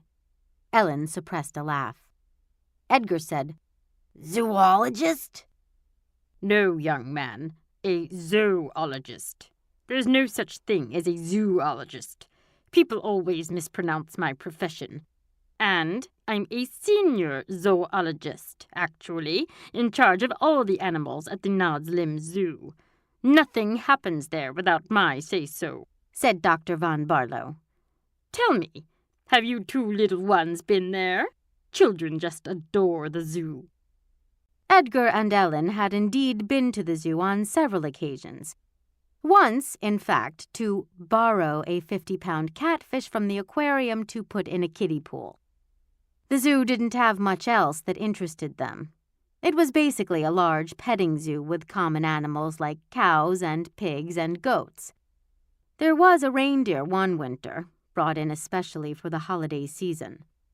The only real fun the twins ever had there was when they scared a group of skunks into spraying the Gribble family. It had made quite a dent in the Gribble's social life. We don't like your zoo, said Ellen. You don't have any interesting attractions. Dr. von Barlow's happy mood vanished, and he let out a deep sigh. "Oh, you're right, he lamented. "Here I am, having spent my whole life studying and learning everything there is to know about every different kind of animal, and look at me. I hurry myself to work every day, so I can spend my time making sure the pigs' tails stay curly and the cows don't catch colds. I've spent years and years at university, getting various degrees that should have made me an international star of zoology, with a life full of exciting world travel and impressive speaking engagements. I should have my own television show on the global satellite station, Planet Animal, not that nitwit Professor Paul. I tell the zoo's board of directors, let's get a seal, or how about a lion, or kids love pandas. All they say is, what's wrong with squirrels? And sheep are nice. About the only interesting thing we have these days is our colony of fire ants. Actually, I was in the middle of some scientific examinations when the fire department called, so I had to bring some specimens with me." The zoologist withdrew a sealed glass jar from the folds of his lab coat and set it down on the edge of the wagon. The twins peered closely at the little red insects milling about inside. Von Barlow paused, lost in thought. Edgar was lost in a thought of his own, entranced by the fire ants. "Sister, owner's conference," whispered Edgar as he pulled Ellen aside. "I want those fire ants. Maybe we can trade 'em." Ellen twisted Edgar's ear. Oh, I know you, brother. You'd have lots of ideas for what we could do with nasty biting fire ants, but at the first chance you dump them under my bed covers. Well, I'll have none of that. With one last twist, Ellen let go of her brother's ear and turned back to Von Barlow. Maybe we have exactly what you need, Doctor. His face lit up. "Oh, yes, you very well may. I just can't believe all the fabulous animals you have here. This may be the greatest day of my career." Edgar and Ellen smirked and kicked at each other. So you might be interested in some of our rare exotic creatures? Ellen asked. "Interested?" the zoologist replied. "Why, I'm downright obsessed with these fantastic creatures. Just look at them. I've seen all kinds of beasts, but I have never, I repeat, never come across anything like these. All new species, never seen before. However did you get them? Oh, never mind how you got them. They're incredible. They are, said Edgar. Of course they are. These animals will make me famous. The board of directors will erect a huge new building at the zoo. The Von Barlow Hall of Rare and Exotic Species. Zoologists from all over the world will come to see them, and they'll say, "That Von Barlow, he's the best there is. Von Barlow is our hero." I can see the headlines now. I'll be promoted to executive zookeeper, awarded honorary degrees and titles. He could barely contain himself, giggling and dancing and skipping in front of the cart. Well, Dr. Von Barlow, which of our amazing species would you like? Asked Ellen, eager to finally make her first sale. Which? Retorted the zoologist. Which? Why, I don't want some of these creatures. I want all of them. You want all of them? The twins repeated. Every last one, boomed Von Barlow, picking up a dazed Fuddlefinger and giving it a great big hug. But as he swung the Fuddlefinger about, the muzzle on its snout loosened and fell off, and everyone froze as it let out a half-hearted woof. Oh my, said the zoologist. That sounded just like... Edgar and Ellen glanced at each other. All their hard work would be for naught if Dr. Von Barlow figured out that the Fuddlefinger was just a beagle puppy in disguise. The zoologist stammered. Just like, Troy-yump. That's it. Have you ever heard of one? I always have a hard time with French pronunciation. I was fortunate enough to receive a recording of its wild call through my membership in the Animal of the Month Club. I wonder if the Fuddlefinger species is related. He laughed and playfully woofed along with the animal. Relieved, Edgar displayed his happiest expression, which, coincidentally, was also his creepiest. Things were going well. Ellen sauntered down the side of the cart, adding up the value of each exotic animal. Well, Dr. Von Barlow, she said, we have a great many rare beasts here, and you know that rare means valuable. But since you're willing to keep the collection together, and we'll miss them so, the adorable little things, I'm sure we can make some concessions. She scratched her chin, pulled on her pigtails, and said, a lot as she mulled things over. I'm sure you'll agree, Doctor, that for all these magnificent creatures, a nice round figure of $25,000 is a generous selling price. The Fuddlefinger yelped as Dr. Von Barlow dropped it to the ground. Sell? $25,000? Oh, no, my dear. No. I'm afraid you just don't understand. Nod's Limb Zoo is a public zoo. You don't sell animals to us. You donate them. Donate? Howled Edgar. You mean give them to you for no money? Why would we want to do that? Why? Said Von Barlow. Well, you will get a nice plaque on the wall at the zoo. We get our names on a plaque? Said Ellen. Let me get this straight. We give you our animals for free, and you get famous and get your name in journals and get a building dedicated to you, and all we get is a measly plaque? Well, yes, said the zoologist. You should see them. They're really quite lovely, very nicely engraved. Dr. Von Barlow picked up the Fuddlefinger and reaffixed its muzzle. While Edgar's pasty complexion was turning an angry red at the prospect of another lost sale, Ellen grabbed a mallet from the depths of her brother's satchel and raised it up over her head. The twins faced each other, Ellen swinging the mallet madly and both hopping from foot to foot. Slightly beyond earshot of Von Barlow, in hushed voices, they chanted. Von Barlow thinks he knows his stuff. We too are here to call his bluff. These animals are rare enough to make his reputation. But we won't give these beasts away. If he wants fame, he'll have to pay. We're through with cheapskates for today. Here comes some compensation. The zoologist was lucky because as Ellen readied her swing, a flashy red fire truck with a big gold 7 painted on the door pulled up in front of their wagon. Chapter 22. Lucky Engine Number 7. "What's all this?" shouted one of the firefighters hanging on the back of the truck. "Oh, it's a fantastic collection of rare and exotic animals," said Dr. Von Barlow, looking up. "Absolutely inspiring." "Well now, Doctor, have you found the python?" called out the driver.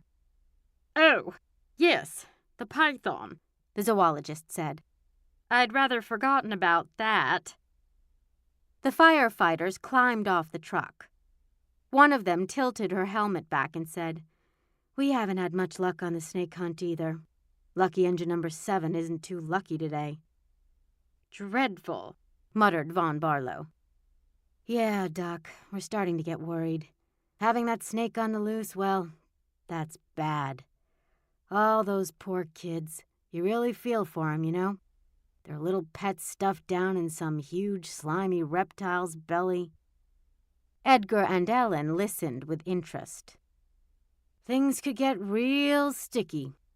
Word has leaked to the press about this snake situation, and you know those reporters when it comes to something like this. It'll be all over the headlines by tonight. We could have a full-scale panic on our hands." The twins whispered to one another. Did you hear that, brother? A panic! That means everyone will be running and screaming in the streets, right? "The whole town, sister. The whole town will be in a snit. I think that might be a record for us." Just then, Sparkplug, the Dalmatian mascot for Lucky Engine Number 7, leapt down from the truck and bounded toward the cart. Edgar and Ellen watched with horror as the firehouse dog nosed around the animals, sniffing and grunting and slobbering. Disturbed, the beasts began to strain against their leashes. "No!" yelled the twins, leaping at Sparkplug. Ellen grabbed the dog's collar, trying to pull her head back. Edgar wrapped his arms around the dog's body to drag her away from the cart. But Sparkplug was big and strong, and the twins didn't have much success. Fortunately, the dog got a noseful of glitter, which made her sneeze loudly and uncontrollably. "Sparkplug!" A firefighter called the dog, who dropped her head and slunk back to the truck, letting loose a few glittery sneezes as she went.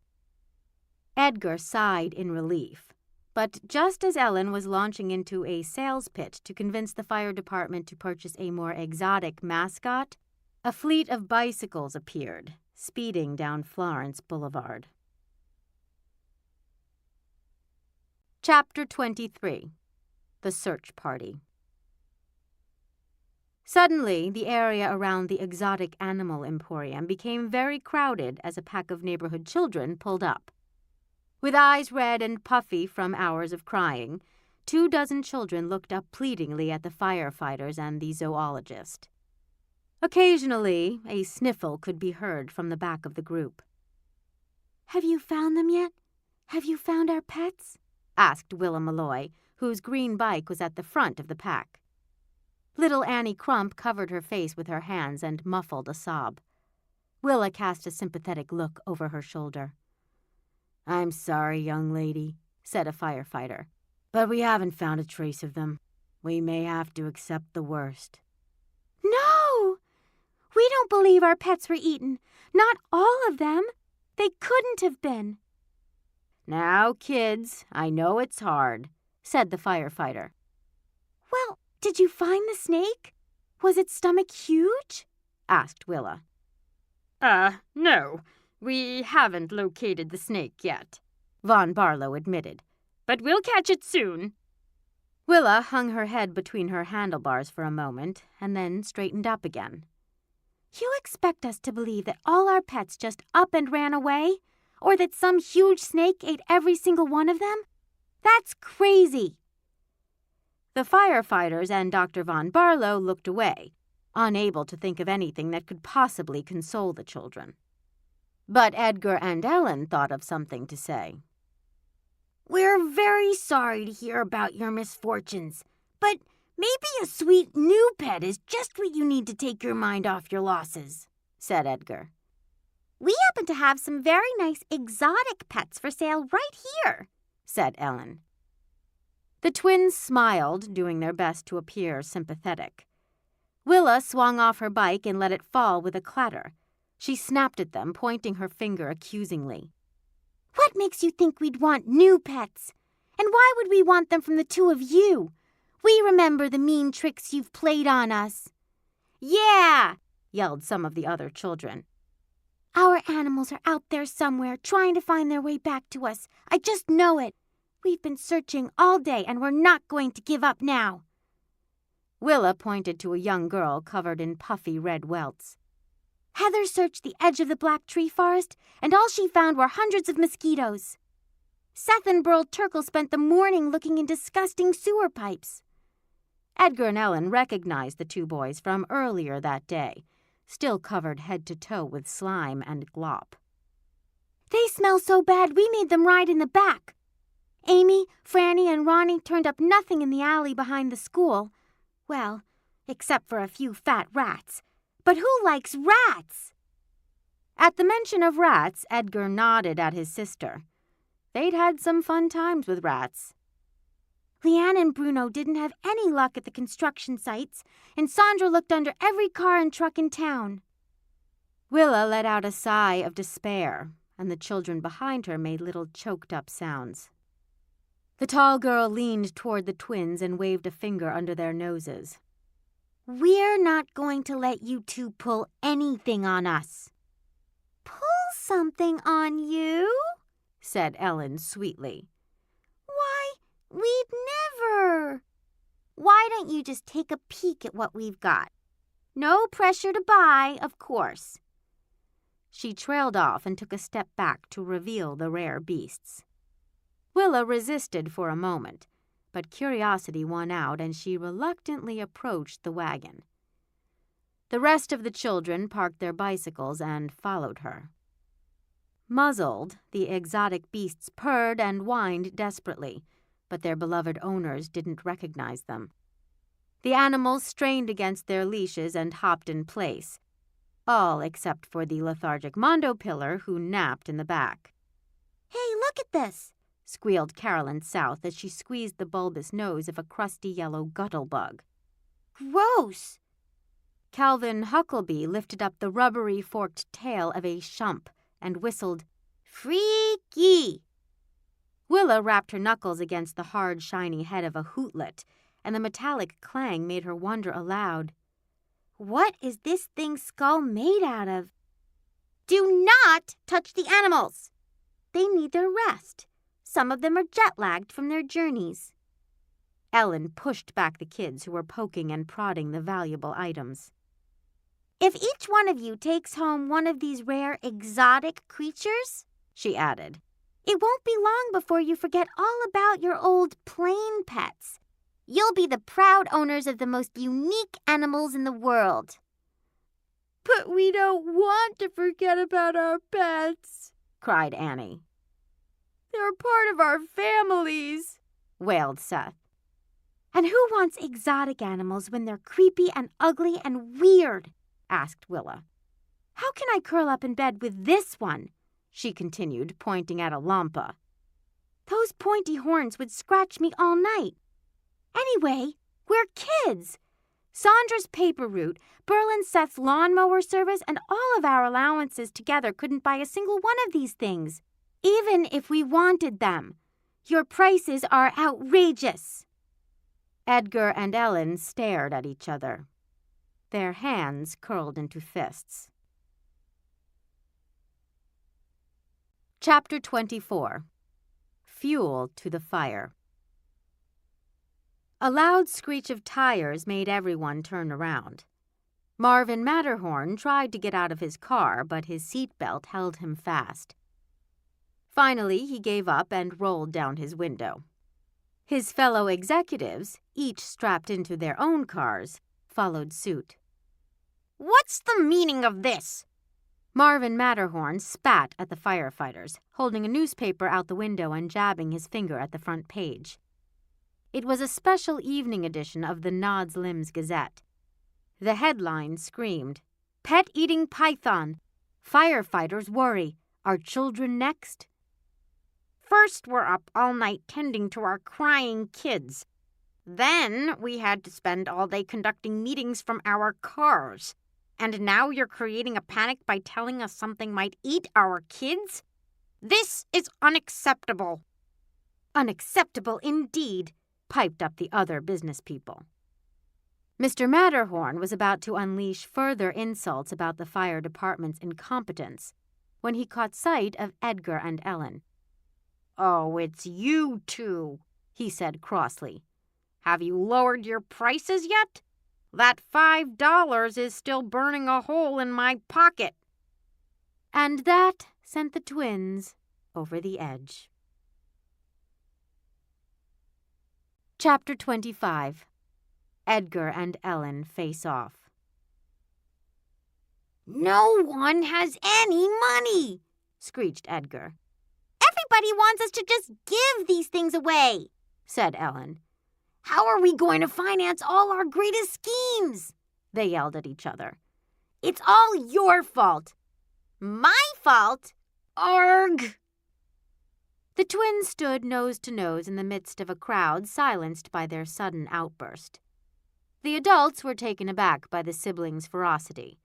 Most of the children weren't surprised by it at all. "We haven't made one single dollar all dreary day.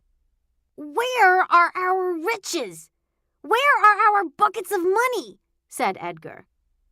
Ellen snatched an orange traffic cone that had fallen from lucky engine number 7 and plunked it down hard atop Edgar's head.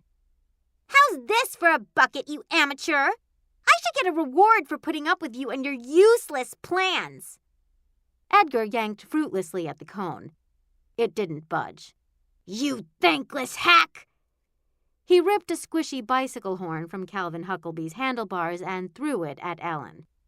It deflected off her perspiring forehead with an insulting squonk. "If your sales skills weren't so pathetic, we'd have enough cash to employ all of my brilliant blueprints." "Brilliant? Ha! You're about as bright as a black hole," Ellen retorted, strings of spittle flying between them. "Oh, yeah?" shouted Edgar as he stomped on Ellen's foot. "Yeah!" hollered Ellen as she reared back and kicked Edgar in the shin. The children encircled the fray and watched the twins hop around in pain. "What are they doing?" asked Carolyn South. Ellen swung her arms and tried to box her brother's ears, but succeeded only in knocking the traffic cone sideways on his head. "It's called fighting. They do this sometimes," said Peter Pickens. Edgar lowered his head and tried to ram Ellen like a crooked orange rhinoceros. "What kind of siblings? Fight!" cried Seth and Burl Turkle, gripping each other in horror. "What do we do?" Ellen spun Edgar around by the top of the cone, then pinched her brother's nose between her knuckles. Willa Malloy shrugged.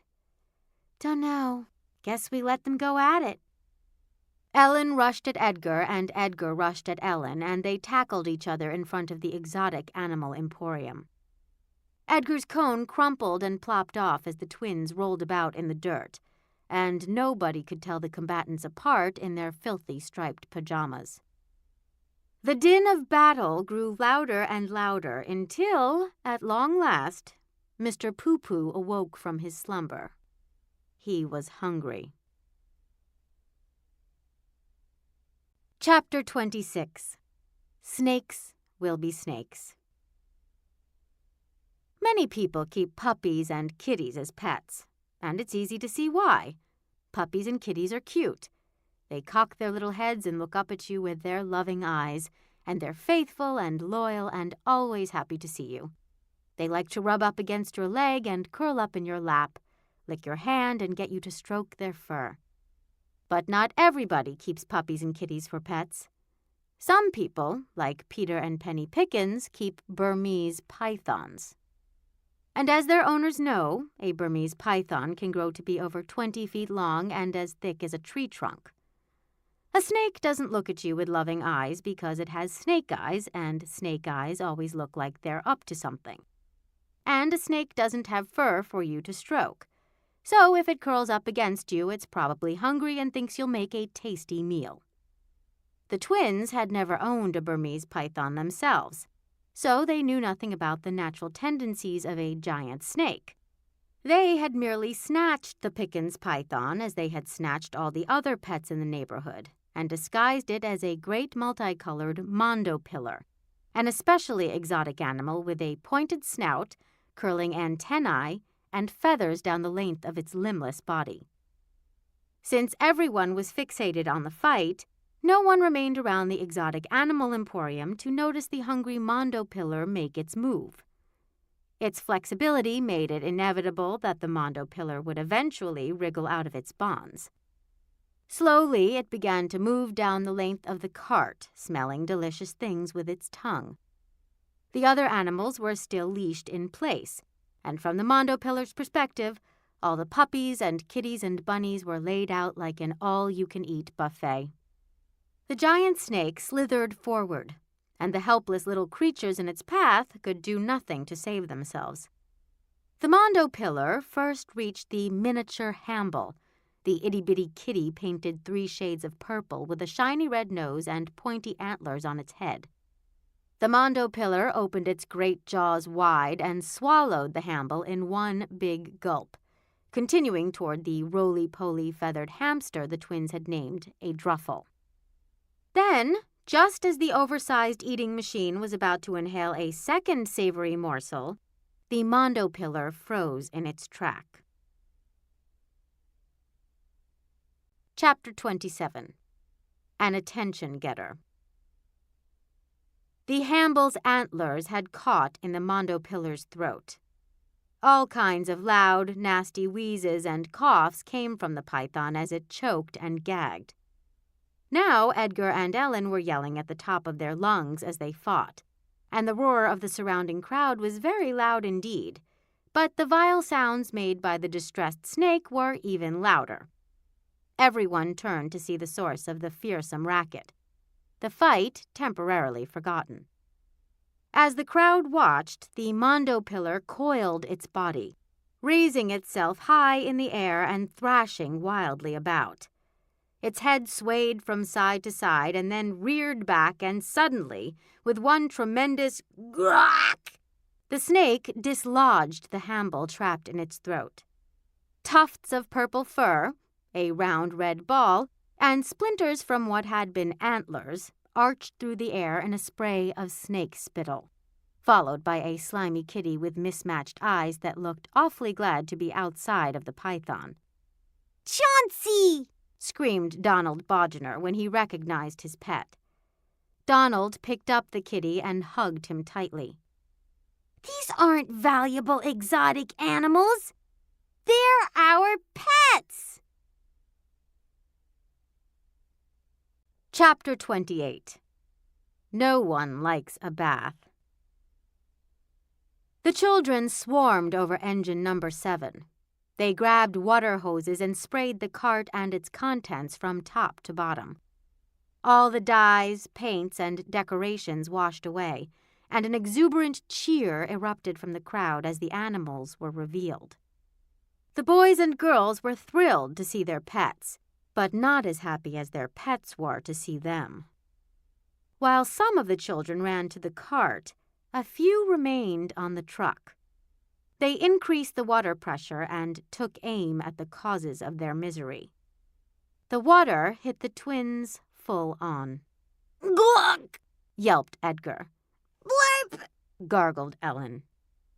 The blast knocked the pair completely off their feet and turned the ground beneath them into a swampy mess. One by one, the children gathered up their pets from the table, laughing and cuddling as the animals licked and nuzzled them. And one by one, they stomped past Edgar and Ellen, who wallowed helplessly in the mud pit. "This is for Freckles," said Stanley Mulligan, thumbing his nose. "and this is for Blumpers," said little Annie Crump, yanking Ellen's pigtail as she splashed by. "and this is for our Mr. Poo-Poo," declared Peter Pickens, kicking mud as he marched past carrying the tail end of the reptile. Penny, holding its front end, paused a moment as if to consider allowing the snake to make a meal of its captors. As the Pickens children carried their pet away, Mr. Poo-Poo stuck his long, slithering tongue out at the twins. And to make matters even more miserable, Von Barlow's jar of fire ants had shattered in the chaos. They scurried through the slop and all over Edgar and Ellen, taking tiny, painful chomps out of them as they went. "Ow!" Edgar yelped at each bite. "You and your stupid fire ants!" cried Ellen, slapping herself in a fruitless effort to combat the insects. "Are you happy now? Ouch!" After every child reclaimed his or her pet, after every child tromped past the mud-soaked twins, some with their executive parents in tow, after the firefighters rolled up their fire hose and drove lucky engine number 7 out of sight, and after the crestfallen Dr. Felix von Barlow wandered away down the street, Edgar and Ellen were left alone with the ants in the cold, foul mud. Chapter 29. Close of Business. Covered with bruises, scratches, and bites, and dripping with oozing filth and mangled holiday decorations, Edgar and Ellen trudged back home and through the front door without bothering to wipe their feet. They didn't wipe their hands, arms, or legs either, so as they slunk through the dank house, they left trails of mud and dirty glitter in their wake. "We sure learned a valuable lesson today, brother," said Ellen, yawning. "You're right, sister," said Edgar. "The next time we disguise a bunch of stolen animals, we'll make sure not to use water-based paints and cheap glue. That stuff washes right off." Exhausted, Edgar and Ellen slowly climbed the dark stairs. Halfway up the 3rd flight, an eerie feeling crept over them. They turned, and there, cloaked in the shadows of the stairwell, Heimertz stood silently, his toothy smile flashing in the darkness. The twins scurried up the steps. Near the top, they passed the den where Pet was again perched atop the wing-back chair, intently watching a rerun of the very same nature show that had given them the idea for the exotic animal emporium in the first place. One glance at the program caused Edgar and Ellen to grimace and look away. "Arg! Animals! I hate animals. They're more trouble than they're worth," moaned Ellen. "If we never, ever see another puppy, kitty, bunny, or hamster, it'll be too soon." "And don't forget giant Burmese pythons," said Edgar. "Or rather, do forget giant Burmese pythons." One last song escaped from them as they slunk along, with all the glee of a funeral dirge. Our plans are scams for naught we sought, exotic beasts that no one bought. A wasted day, we still have not a dime to spend on future plots. But all those goodies will soon find themselves more miserable when we return with coffers full and schemes more diabolical.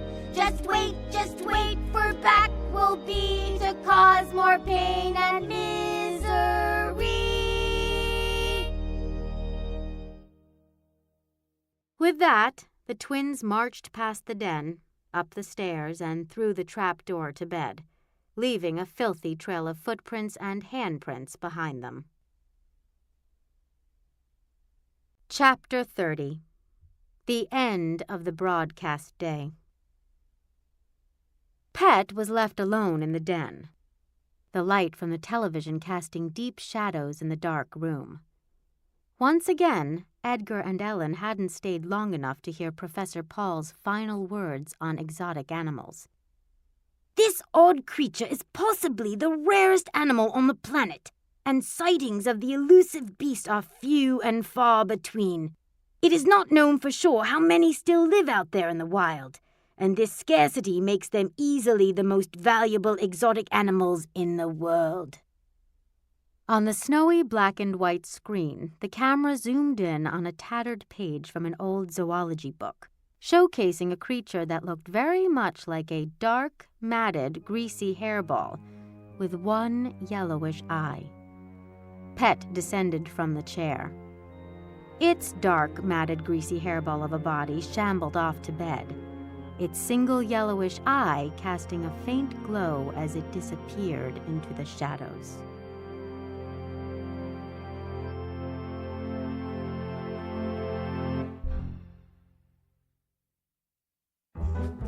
This is Ariadne Meyers. We hope you have enjoyed this production of Edgar and Ellen, Book 1, Rare Beasts. Directed and produced by Robert Kessler. Executive producer, Cheryl Smith. Original music by Robert Kessler, Ethan Newberg, and Cheryl Smith. Text and illustrations copyright 2003 by Star Farm Productions, Inc. Production copyright 2006 by Scholastic, Inc. All rights reserved.